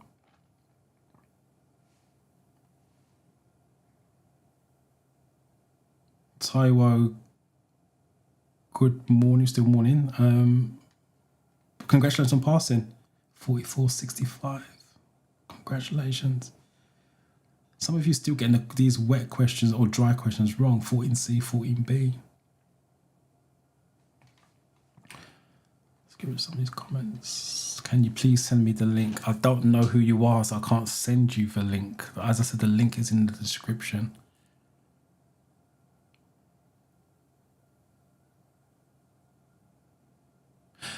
All right, stay there. I'll tell you, when we finish this, let me log on because somehow you guys just seem struggling to get the link.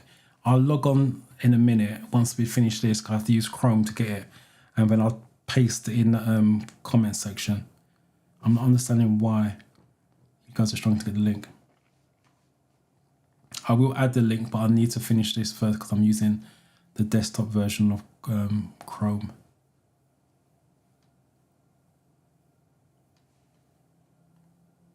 I do not got my test booked in June. Do you think I should keep it as that? Why? Yeah. Again, if you're similar to Jay and you can't get a test date any sooner, then there's no choice. You have to do June. If you can get a test date sooner, yes, 30 days is the sweet studying spot. Once you start to go beyond 30 days, you are memorizing the questions and answers because it's the same questions, same answers, same videos. You don't want to be studying longer than you need to. So if you can get an earlier date than June, providing the work's being put in. Obviously, if you're not studying, I don't know, 5 minutes here, 5 minutes there, then no, keep it here for June. But if you're doing a decent amount of studying, quality studying, don't wait to June. That's crazy. Oh, then you got driving tests. If you mean your driving test is in June, I can't answer that. Only your driving instructor can. If you're talking about your theory test, yes, change it, bring it forwards. If you're talking about your driving test, I can't answer that because I don't know whether you can or can't drive. Your instructor guides you on that.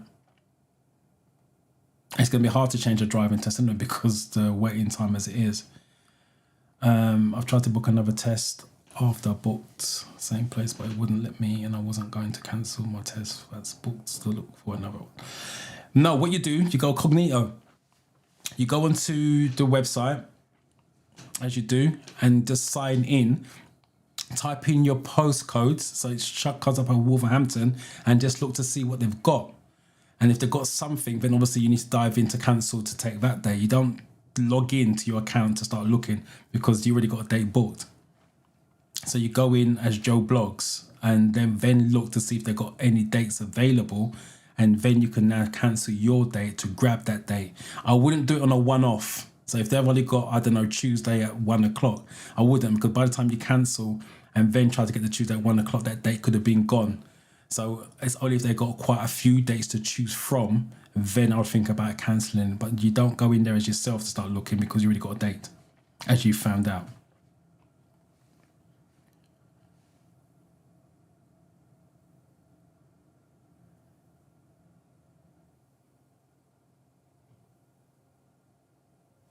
First of all, thank your friend. Thank you for being here, first of all. Thank your friend for sharing, because I love when you guys share the channel, because you're the ones who are making it grow. I find it difficult doing it on the app because of time limit, maybe. Again, this way you would come down to quality studying. So when your child, I know you, if you said little baby, when your child is sleeping, you should be sleeping as a mother. But what you may want to do is do a 10-15 minute study session. As I keep saying, quantity is not the answer, it's quality. So 10 to 15 minutes here and there is going to be a lot better than 1.5, 2 hours at a time. It's going to take you longer, but at least you're getting there. That's the most important thing. 15.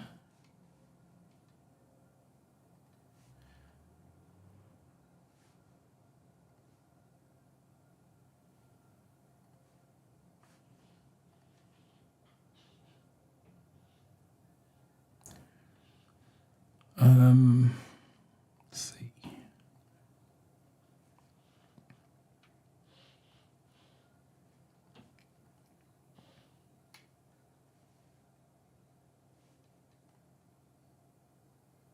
No problem. Thank God for that. That explained it.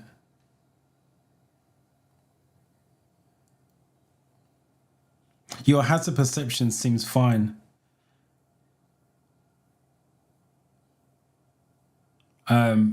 Jay, your hazard perception seems fine. It's the questions. Are you guys having a conversation?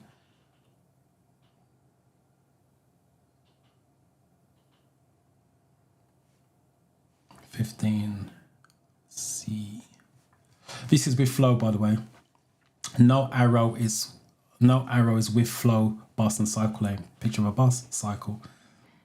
If it's got the arrow underneath, it's contra flow. Contra means going against. So if it had an arrow, it's contra flow. And no arrow is with flow. It's all stopping distances. You would love this to be for your real ferry test, to be honest. All the same questions are coming up. How much can stopping distances increase in icy conditions?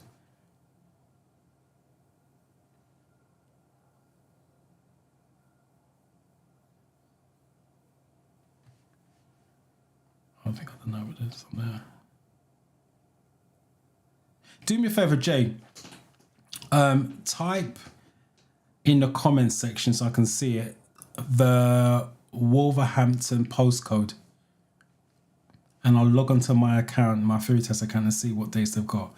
So, and you got Coventry there as well. I don't know if Coventry's near Wolves. Type in the Wolverhampton postcode And then when this is finished, I'll log on to my account and see what dates they've got.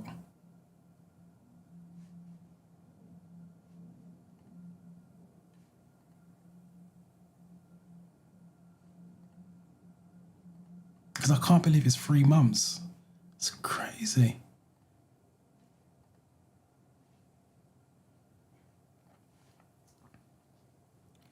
Theory test is on the 8th of April, so you've got a few weeks.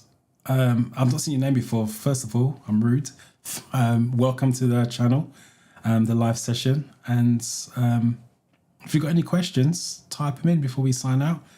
You've got a couple more Sundays before the 8th of April. If I don't see you before that, I wish you the best of luck with it. The ice and snow is 10 times. What requires extra care when you're driving or riding in windy conditions?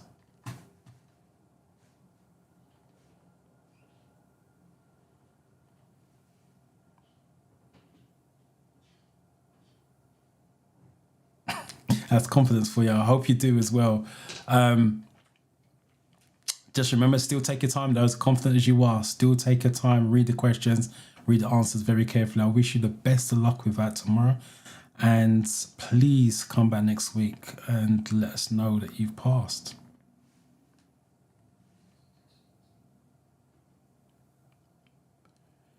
You're breaking us.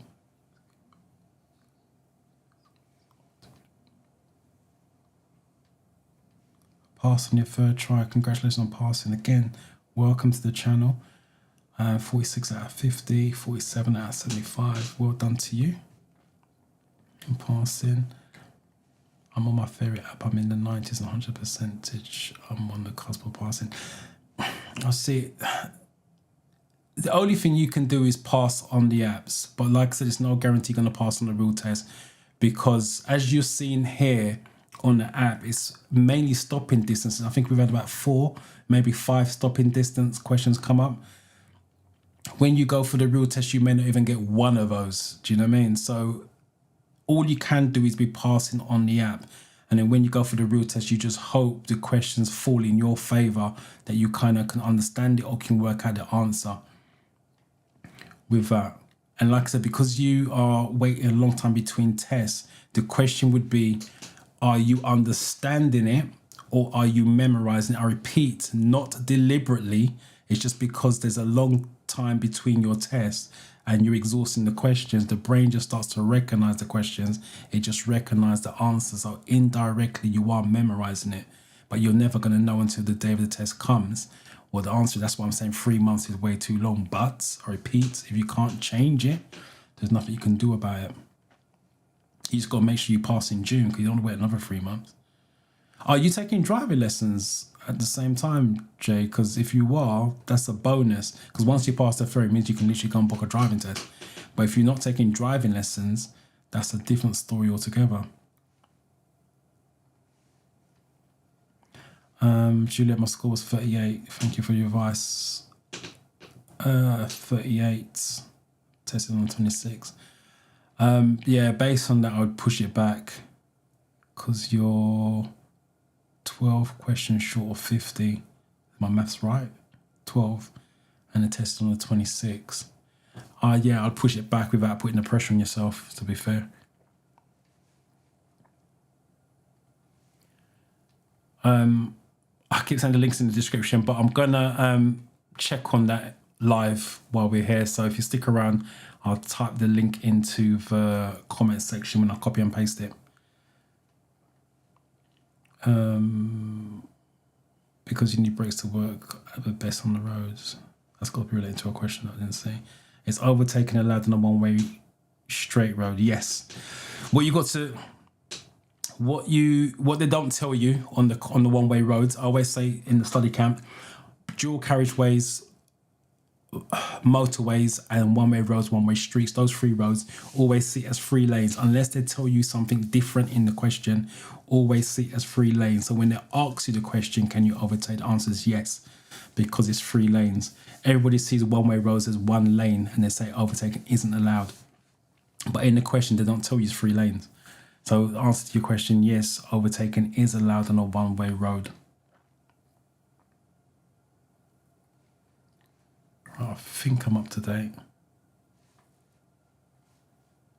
Now we got 17s.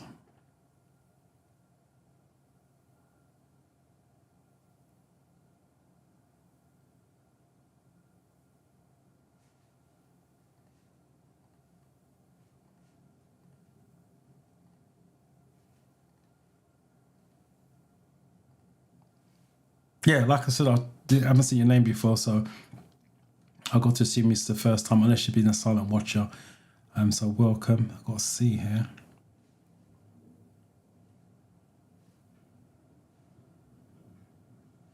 I've answered that so many times.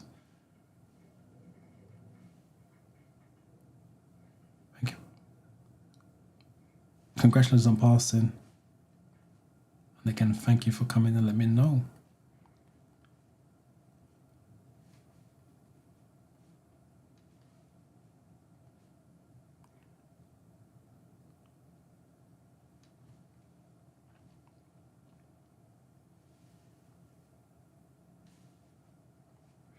Right, C is what you guys are going for.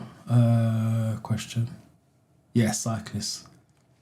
It's windy, so they can get blown all over the place.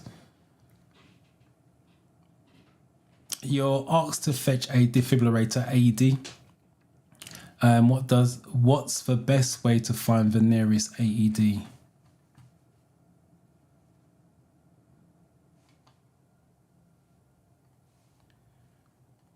I study on the app every night. I'm getting 80 to 90%, 100%, mostly 90% though.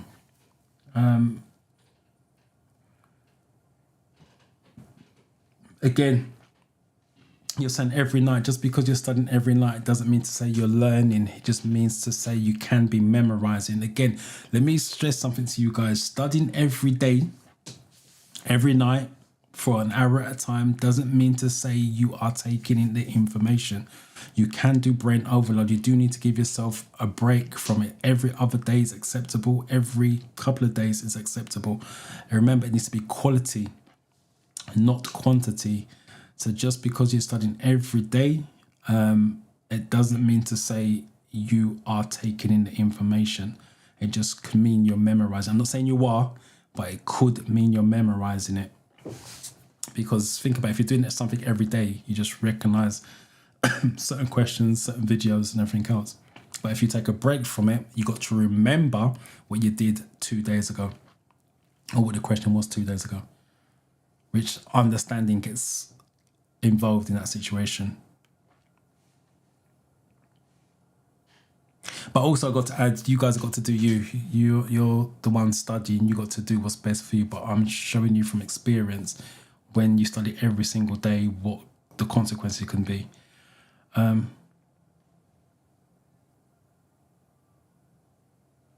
your test on Wednesday, Manuel. I wish you luck with it on Wednesday. Again, please come back next week and let us know how you got on with that. I need it. I've been struggling to get to you. This is the best opportunity to have a link. The link is in the description, but I will log on once we finish this, because this is on Chrome. I use the desktop version, where you guys use the app version. So I got to go into Chrome once this is finished and see what's happening with this link.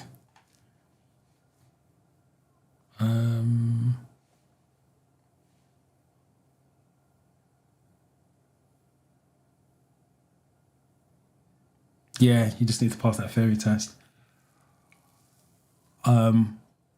Yeah, Jay, type the Wolverhampton postcode in the comment section so I can see it, please. And I'll log on and see what dates they've actually got in there for you. Sorry, what number are we on? 18.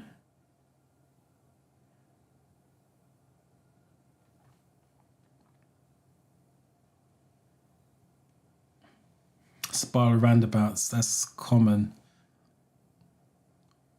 It's not that difficult, to be fair, once you get over the fear of it, because it looks crazy, but you just follow the lane markings, and it takes you exactly where you need to go. Because we've got a spiral roundabout where I teach as well.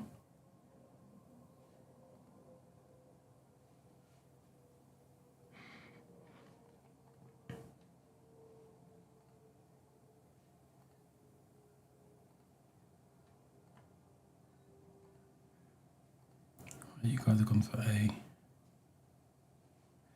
Lydia, hello. Welcome. Got a C on that one.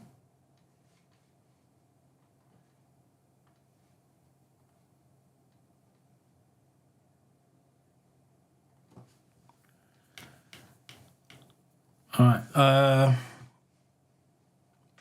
This is public, so if you want one, phone 999, and they've got all of them listed. They'll ask you for your area where you are, and then they can tell you the nearest one to you. Someone went for, what did they go for? C. What's C? ABC. Follow the arrows on the marker post. That's for motorway.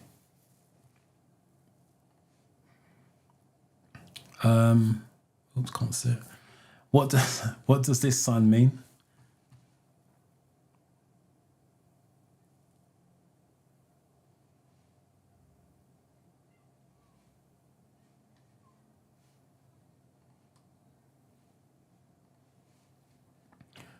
Well, let's see what you guys are saying.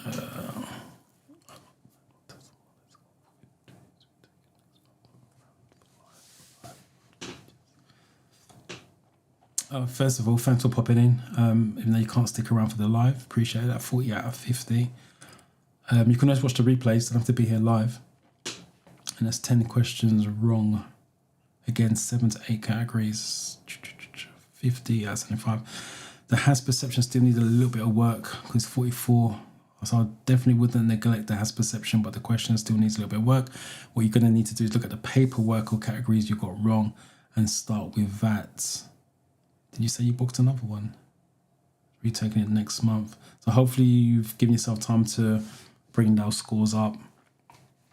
But as I said, you've got data now. What to work on.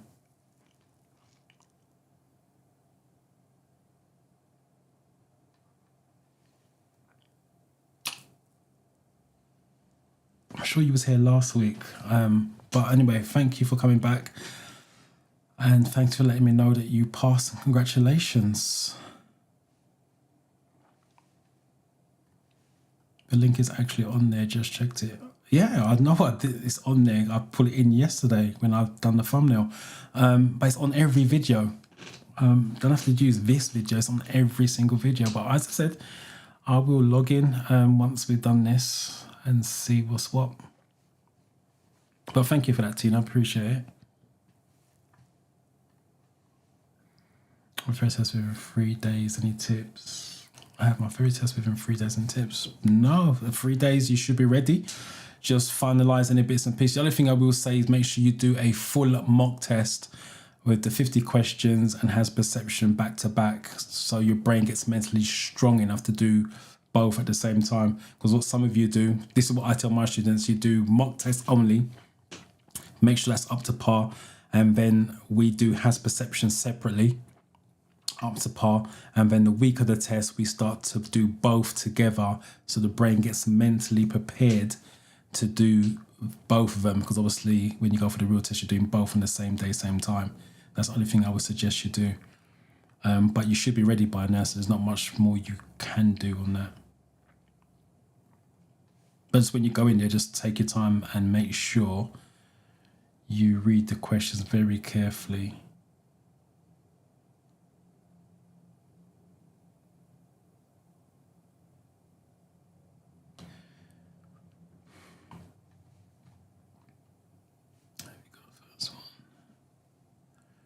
You're going for C.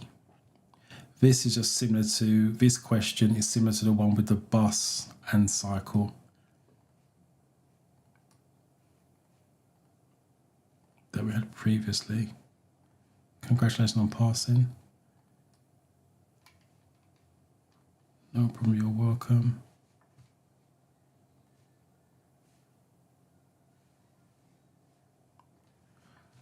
This is with flow cycle lane. With flow cycle lane. Remember, it's got arrow underneath, it's contra flow cycle lane going against. And we've had this one before as well today. What does this sign mean?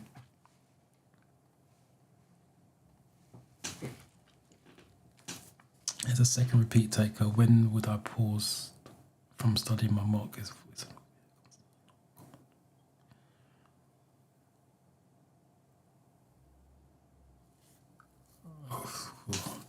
As a second repeat test taker. When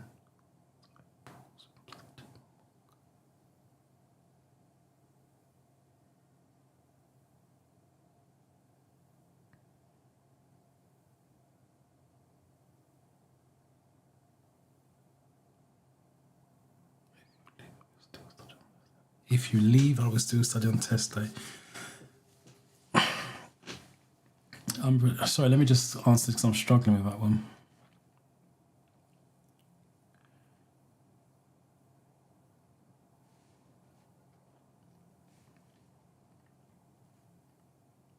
I've got a B and a D.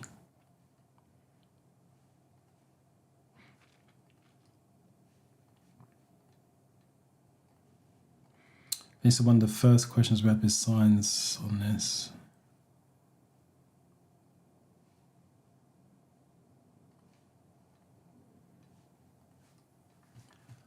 Triangles are warnings. It's warning your cycle route ahead, which we had before.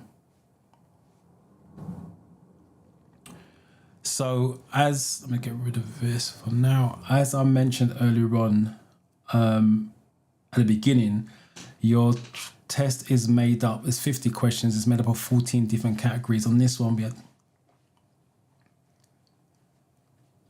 10 categories. Vehicle loading and handling 3. That's really weird. Safety in your vehicle 2. And I'm sure we had stopping distances. This is really weird. It's split up into 2 different parts. Incident, accidents and emergencies, you've got 2 twice. So I'm assuming there's 4 questions out of that category. But the point I'm making is you don't know how your category is going to be made up. That's the reason why I keep saying study the categories individually before going on to mock test. Because you need the information, so when the mock test asks you the question, you can have the information to answer it. That's the best way to study, is to do the individual categories. Right, so I need to do this manually. As a second repeat test take, I don't understand what that means. Second repeat. Repeat says you're taking it again and again and again, but you can't take it a second time again and again and again. When would I pause from studying my mock? My mock is... There's no guarantee you're going to get 50 on the app. Test would be on Tuesday. If you mean this Tuesday, if you leave, I will study. If you leave, I will study on test day. I don't know what that means. Why would you take a pause from studying if your test is on Tuesday? If that's what you're asking. So I'm not sure what you are asking, but basically if your test is on Tuesday, don't go crazy by doing 4 or 5 mock tests in one day. That's not going to help you, because at this point, if your test is on Tuesday, you should be ready. You're just polishing up any other bits and pieces. Because you said you don't get 50, you get 47, 48. So there's a reason why you're getting 2 to 3 questions wrong all the time. That's what you want to improve on, and see if you can get that magical 50 on that.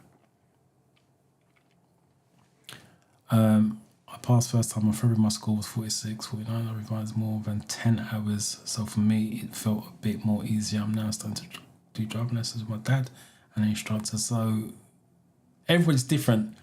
Some people need lots of hours. Some people need less hours. You have to find what's right for you. All I do is give you the information that I'm seeing why people fail and what helps people pass. You just use whatever information I give you. or find your own way of doing it. So if 10 hours works for you, that's brilliant. But thank you for letting me know. Congratulations on passing. And you're doing the right thing, by the way, learning with instructor and then getting some practice with dad as well. That's going to make you a lot more confident when you go for your test in terms of decision making. Only had the day to revise, has perception. Again, I'm not a big fan of cramming, but there's reasons why people leave it last minute, so I'm not judging on that. I have a test in a week. When I study at home, I get 43. Do you think I should rebook? I can't answer that. I don't know why you're getting 43. You're passing it, but I don't know why you're not getting 44, 45. Only you can answer that. Because if you keep getting 43, there's a reason why you're not improving, and normally because you're not understanding why the answer's wrong, hence why you keep picking the wrong answers. But I can't answer that. All right, let me just make sure there's no other comments. How to get a fairy online, uk.gov.uk.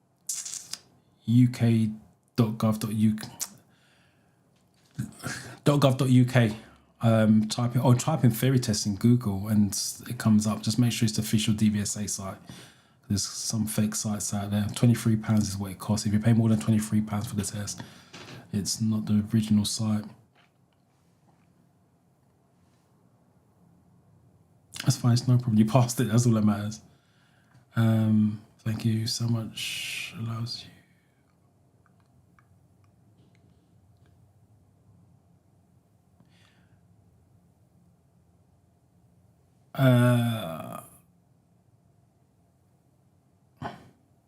Oh, right, okay, so you passed has perception, done it back to front. I passed has perception, but you failed on the questions. There's 8 questions wrong. Reading's not your first. My reading is not good. Then what you need to do, there's two ways around that. Take your time first and foremost if you're going to read it, or go down the headphone route. So at home, you can put on the voiceover and then it reads it to you, so you're not making any mistakes with that one. And then when you go for the real test, use headphones. So again, it's read to you. So again, you're not making any silly mistakes. So you can do it that way. Or if you're going to go down the reading route where you're reading it for yourself, make sure you take your time to read it. Make sure you take your time to break it down. You're not far off, especially if your reading's not the best. But think about the headphone route. Do it that way, but practice at home with it first and see if it's going to be beneficial to you. Because what you don't want to do is read the questions at home and then try to use headphones on the day. It doesn't tally. You need to be consistent with your studying. So if you do X at home, you're going to do X on the day of the test itself. Don't change anything. All right, let me quickly see what's happening with this link.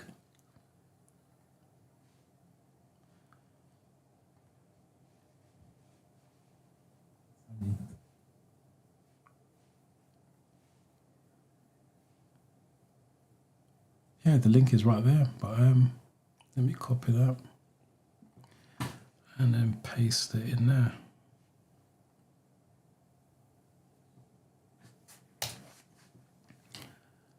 That's a long version of it. Let me just make sure it is clicking through that. Yeah, holy program, blah, blah, blah. It's right there. So it's in the comment section, just need to copy and paste it because it's a long one based on that.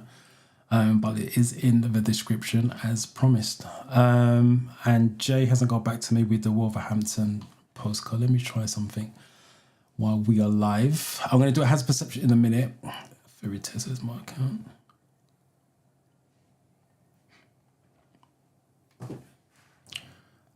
I'm just logging into my fairy test account.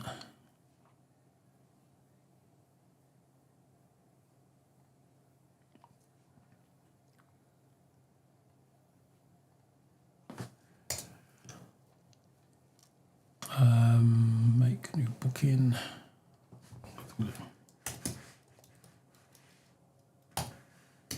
Remember, if you guys got any questions, type it in before we sign out. Right, I've got Wolverhampton Waterloo Road. There's Dudley. It's only 5.7 miles away from you, Jay. Birmingham is slightly further, 11.8 miles, but Dudley's only 5.7 miles. Let's see what they've got for Wolves.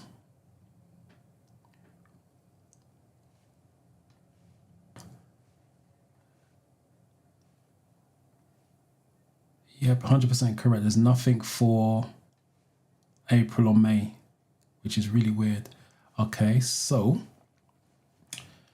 let's try Dudley.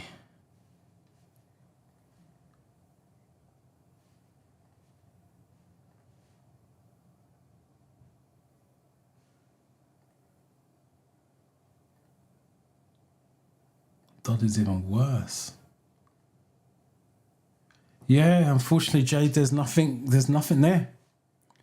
So let me just try Birmingham. Birmingham, you got 2 in Birmingham. Birmingham B. Looks like the same thing. Or Sutton Coldfield. Car.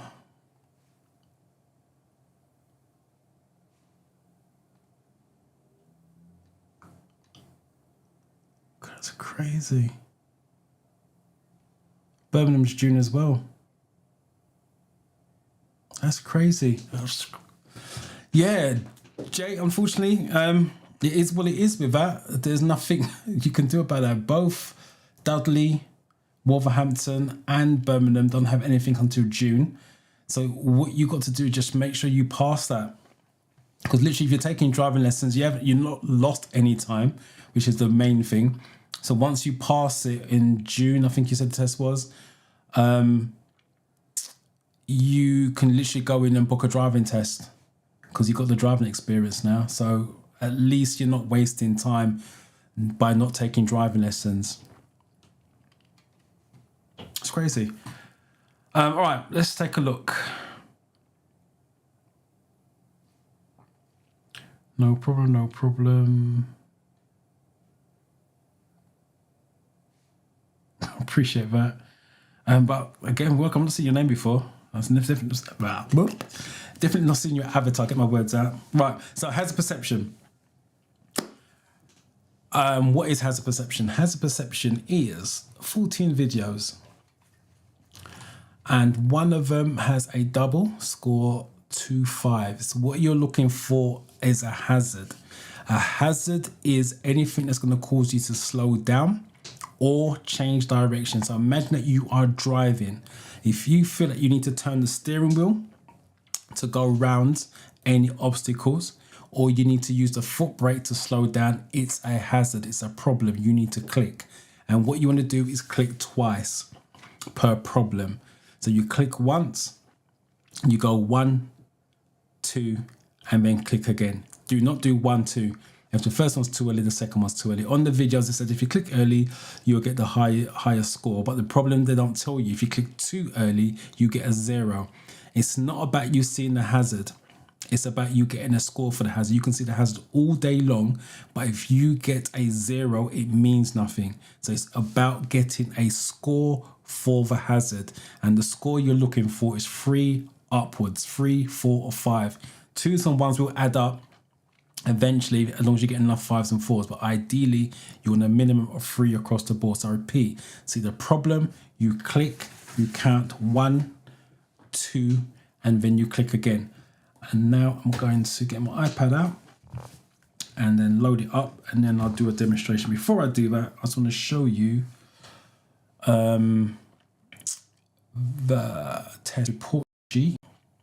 So this is what the examiner has on his lap as you're driving around, and he's watching you apply the rules of the road, i.e. some of the theory to your driving. So we had traffic signs today, we had road markings, traffic lights, traffic controllers, other road users. We had stopping distances. So imagine that you was driving in the wet on your driving test. Box 19, following distance. Your driving test don't take place in ice and snow, but it can take place obviously when it's dry and take place when it's wet. So the examiner's watching you keep that 4-second gap, and that's where box 19 will come in, following distance. Position normal driving, always stay left when possible. Pedestrian crossings, your puffins, your pelicans, which lights come next after X. So if they ask you which light comes up, what color comes after steady amber, you need to know all of that. So like I said, you're applying it here. Position normal stops, not within 10 meters of a junction, not on a brow of a hill, which is all theory test related questions. So that's where you're applying the theory on this sheet. Now your hazard perception is you checking the mirrors, box 14, before you signal, before you change direction, and before you change the speed. I repeat, on the videos, if you feel that you need to change or move the steering wheel left or right to go around anything, you should be clicking. If you feel that you should be using the brakes to slow down, you should be clicking. Because the click is you checking your mirrors before slowing down. So if you didn't know, the click represents you checking the mirrors before slowing down. Because as you can see on the sheet, the mirrors is a massive section of your driving test.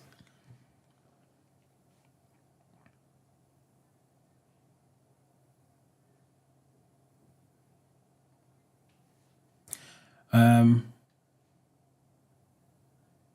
not seen your name before, so welcome to you first of all. First time joining, so that's why I've not seen you before.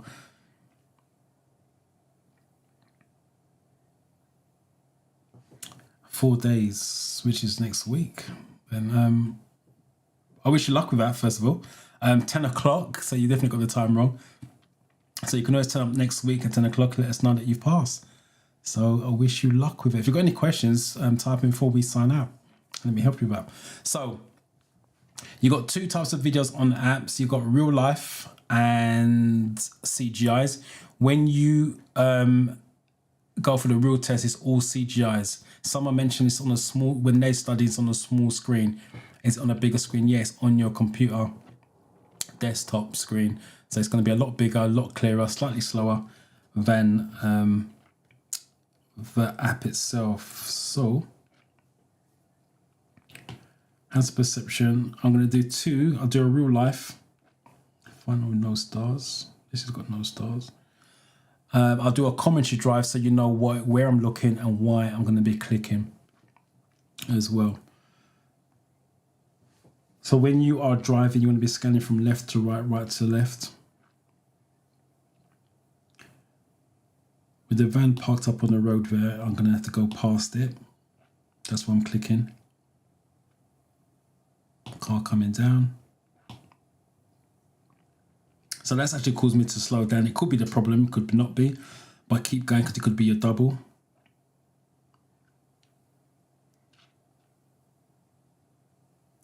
Look into the bend, see if anything's coming. Always scan from pavement to pavement because road signs on the pavement.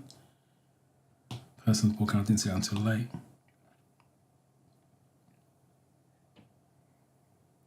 The car's over the white line. And again, keep looking as far down as you can see, working your way back to yourself. 3 out of 5. So that's my average. Could I improve? Always look to see where you can improve. That's the man with the dog. I didn't see it until late. Yeah, I could just... There.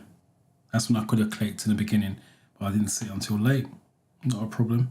But this is my first click. They'll always give you the highest score. They won't downgrade you. So as much as I clicked on the 3, my second click's on the 2, they're not going to give me the lowest score. I will also add the real life clips are poor quality, hence why I couldn't see the man with the dog. Not a problem. But now, when you do the CGI, let me just make sure there's no comments on that. Thank you for your help. I passed my through all your videos. Thank you. Congratulations on passing. Thank you for coming and letting me know how you got on. Right, so there's no comments on that. So I'm assuming everyone understood that. Right, now let me do a CGI.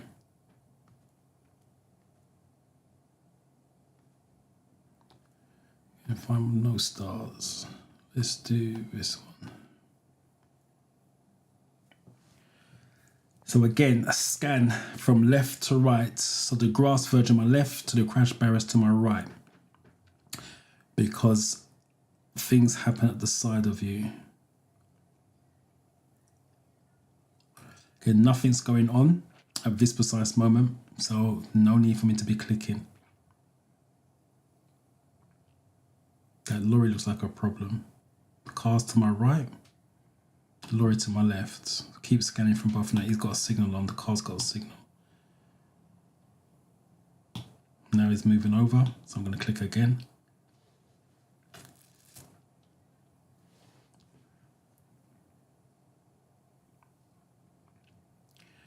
Keep scanning just in case something else pops up as your double.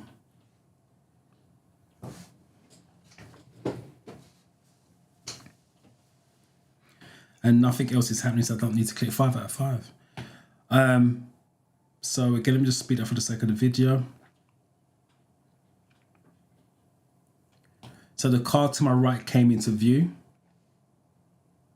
Then he started to signal. So you can't see, let me try to pause it there. So he's got a left signal on that suggests he's coming into my lane. So I have to check my mirrors because I need to slow down if he does something stupid, which he did do because he cut across 2 lanes. Cut across me and then cut across the lorry. And let me just show you why I click another time, another 2 clicks. So the first click is for his indicators, right? So he signaled to let me know he's changing lanes. And then he's now shifting to the white line. Different problem. So he's now coming to the white line. So I'm now clicking again to make sure, because things change quickly with driving. So 2 different problems, 2 different sets of clicks. And that's the reason why you do that. So hopefully that makes sense. Let me just see if it does. Are you guys making any comments on this? Do you do live on a Sunday? Do you do live on a Sunday? Yes, this is live. The answer is yes, I do Sundays 10 a.m. until we sign out. Please, do you advise I do manual automatic transmissions and I'm just new driver who has no one to teach me even an instructor? I can't answer how many lessons because I don't know you. Everybody's different in terms of learning. Some people, like I said at the beginning, will be calm. Some people take to it like duck to water. Some people panic, stress, freak out. That's all going to add time onto your learning. So it depends on the person you are. In terms of manual automatic, again, I can't answer that because I don't know you. And that's a personal choice. I'm biased because I do manual. So if someone asks me, I'm going to always recommend a manual. But like I said, I'm biased. You have to choose what's right for you. You said you really want to do manual. So if that's the case, then automatic is not really an option. If you want to do manual, do manual. But the questions you're asking is down to you. It's not down to someone on the internet to give you that advice. If you're really that worried about it, do both. Take a manual lesson assessment and take a automatic assessment lesson and then see which one you prefer. But you said you want a manual. Do a manual. How many hazards are in each of the 14 videos on the hazard perception? I don't know. Every video is different, and that's not the way to think. If you're thinking that way, you're thinking the wrong way. It doesn't really matter how much hazards there are. Your aim is to spot the ones that's going to give you the 5s and 4s. So it doesn't make a difference whether it's got 10 hazards, got 2 hazards, got 5 hazards. You're just spotting a hazard. If you are worrying about how many hazards per video, it's the wrong mentality for the video. You're wasting brain calories on that. If you notice on this video here, it's still up. If you notice on this video, I've only clicked 4 times. I'm not counting how many hazards. I'm not worried about how many hazards. Let me get rid of the comments. There's only 4 clicks on that, but I'm not counting how many hazards. I just see a problem and I click on it. But once you start to worry about how many hazards per video, you're wasting brain matter on that. It's pointless. Just click on hazards that exist. Your only concern when you do the videos, or even with driving, let me come out of this, is to see hazards. That's all it is. That's all you're concerned with. You're not worried about what the problem is. You just see a problem, deal with it. And I'll give you an example for those of you not taking driving lessons, or even for those of you taking driving lessons.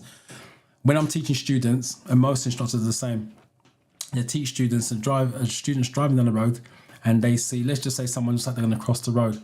What they do is try to work out that person's going to cross. Will they? Won't they? Blah, blah, blah, and start panicking and freaking out. That's not what your job is. Your job is to see the person that may cross in front of you, check your mirrors, use the brakes to slow down. Now, if the person crosses the road in front of you, it doesn't matter to you because you're slowing down anyway. If the person doesn't cross in front of the road in front of you, it doesn't matter because you're slowing down anyway. You're back on the gas and away you go. But what you guys do is worry what they're doing and try to work out what they're going to do and plan what they're going to. That's a stupid way of driving. It's just literally, oh, I see a problem, check my mirrors, let me slow down. Because now you're slowing down, you've got more time to think, less time to stress. And if the problem works out to be a bad problem, you're slowing down anyway.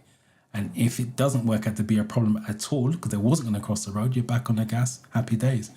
But that's what the hazard perception videos are. All they're saying is see the problem, click, check your mirror, done, sorted. Don't worry about how many hazards per video.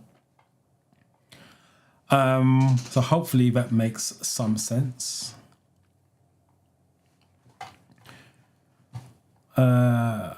Thank you. I've been watching your videos on YouTube. I have my favorite test on Tuesday. I am highly confident. Yes, just don't be too confident. Be confident is one thing, don't be too confident. And what I mean by that, when you go in there, still read the questions carefully, read all the answers carefully, look for the clues in the questions, look for the clues in the answer. Because what you don't want to do is be confident and thinking, yeah, I know it, and then you make silly mistakes, and now silly mistakes add up to you getting 42 or 41 out of 50. But I wish you luck with that though. Please come back next week and let us know how you got on. And thank you for your response. Based on your experience as an instructor, what's the highest level of lessons have you offered to a student going from manual on need to plan final lessons? Again, I can't answer that. I'm not going to answer that because everyone's different. Some students I do intensive courses, and some students get it really quickly. Some students get it, take a hell of a long time to get it. So I can't answer that not knowing you. I've not even spoken to you, so I don't know. And again, I pick up on what students say when they come to the driving lessons. Let me quickly explain. When I teach someone to drive, I work on mindset. So if someone's negative, we try to turn it into positive. Because I can't do this, I can't do that, I've never done this before. There's certain things you've done before, you just haven't realised you've got the skills to do it. So I teach slightly differently to most instructors. So my students learn a lot quicker than most instructors. Quicker than most other students, because like I said, I work on mindset. Once you get the mind correct, the mind could do what you want, when you want, how you want. The thing is, if the fear's always there, like how you guys keep talking about, I'm nervous, notice that's most of you, and you can recognise it in yourself, that you're nervous, that you haven't booked a theory test yet, because your mind's telling you can't do it because you're nervous. But once you can solve the nervousness, you go and book that theory test. So everyone's different, so I can't answer that in terms of how many lessons you need. And it doesn't give you a rough guide, but it doesn't mean to say it's going to be true. So what you need to do is jump behind the wheel of a car with an instructor for the first time, and then they can see how you cope in that session, and they can give you a rough idea of how much lessons you're going to need, and especially if you're going to do it on a regular basis, because if you're doing it over once every 2 weeks, it's going to take you longer as opposed to doing it every week. So again, all that matters as well. And again, I'm getting asked, I don't know which one's better, automatic or manual. You have to choose what's right for you. There's no right or wrong answer in that one. Is Jay close to Grand from list? I don't know. Jay just said he's Wolverhampton. Either way, when I logged on to the test centres, Wolverhampton had nothing, Dudley was the next one, had nothing, and Birmingham had nothing until June. So he's got to stick with what he's got there at the moment. It's not the best way, but the main thing for Jay at the moment, he's taking driving lessons, which is a big benefit in his favour. Because once he passed the theory test in June, he's good to go for a driving test. If he wasn't taking driving lessons, that's different. Always go back to your live every Sunday. Congratulations on passing, by the way. I've not seen your name before, so you must be a silent watcher. But congratulations on passing, though. See, look, here we go. I scored 0 in 3 videos because I clicked too much, I guess. I think, thank you for all your videos. Scored 3 zeros and still passed. It's about getting the 5s and 4s. That's all that matters. 47 out of 75. But congratulations on passing, and well done for not panicking and freaking out when you got the zeros on that. Can you explain dual carriageway and single carriageway as regards to speed limit and towing? I've done that early in the video. So you're gonna have to watch the replay back on that. Remember, I go live at 10 a.m. So you guys coming in at this time asking questions that's already been asked, is unfair for me to keep repeating that back for the students that was here from the beginning. So just watch the replay on that. Let me just get rid of that. So for those of you who've got a test coming up this week, I wish you the best of luck with that. Please come back next week. Let us know how you got on. For those of you studying, while you're studying, write down any questions that you may have. Bring it to the live. That's why we go live, to answer any questions personal to you. Remember, I start at 10. So if the questions you want to ask there, because like I said, this one with the dual carriageway, I think I explained it twice already in this live session. But keep yourself safe, which is more important, so I can see you guys back here next week. For those of you who are mothers, go off and enjoy the rest of the Mother's Day, and hopefully you have a peaceful one and less stress than you normally have. But take care of yourself, and I shall see you guys back here next week. Have a good one.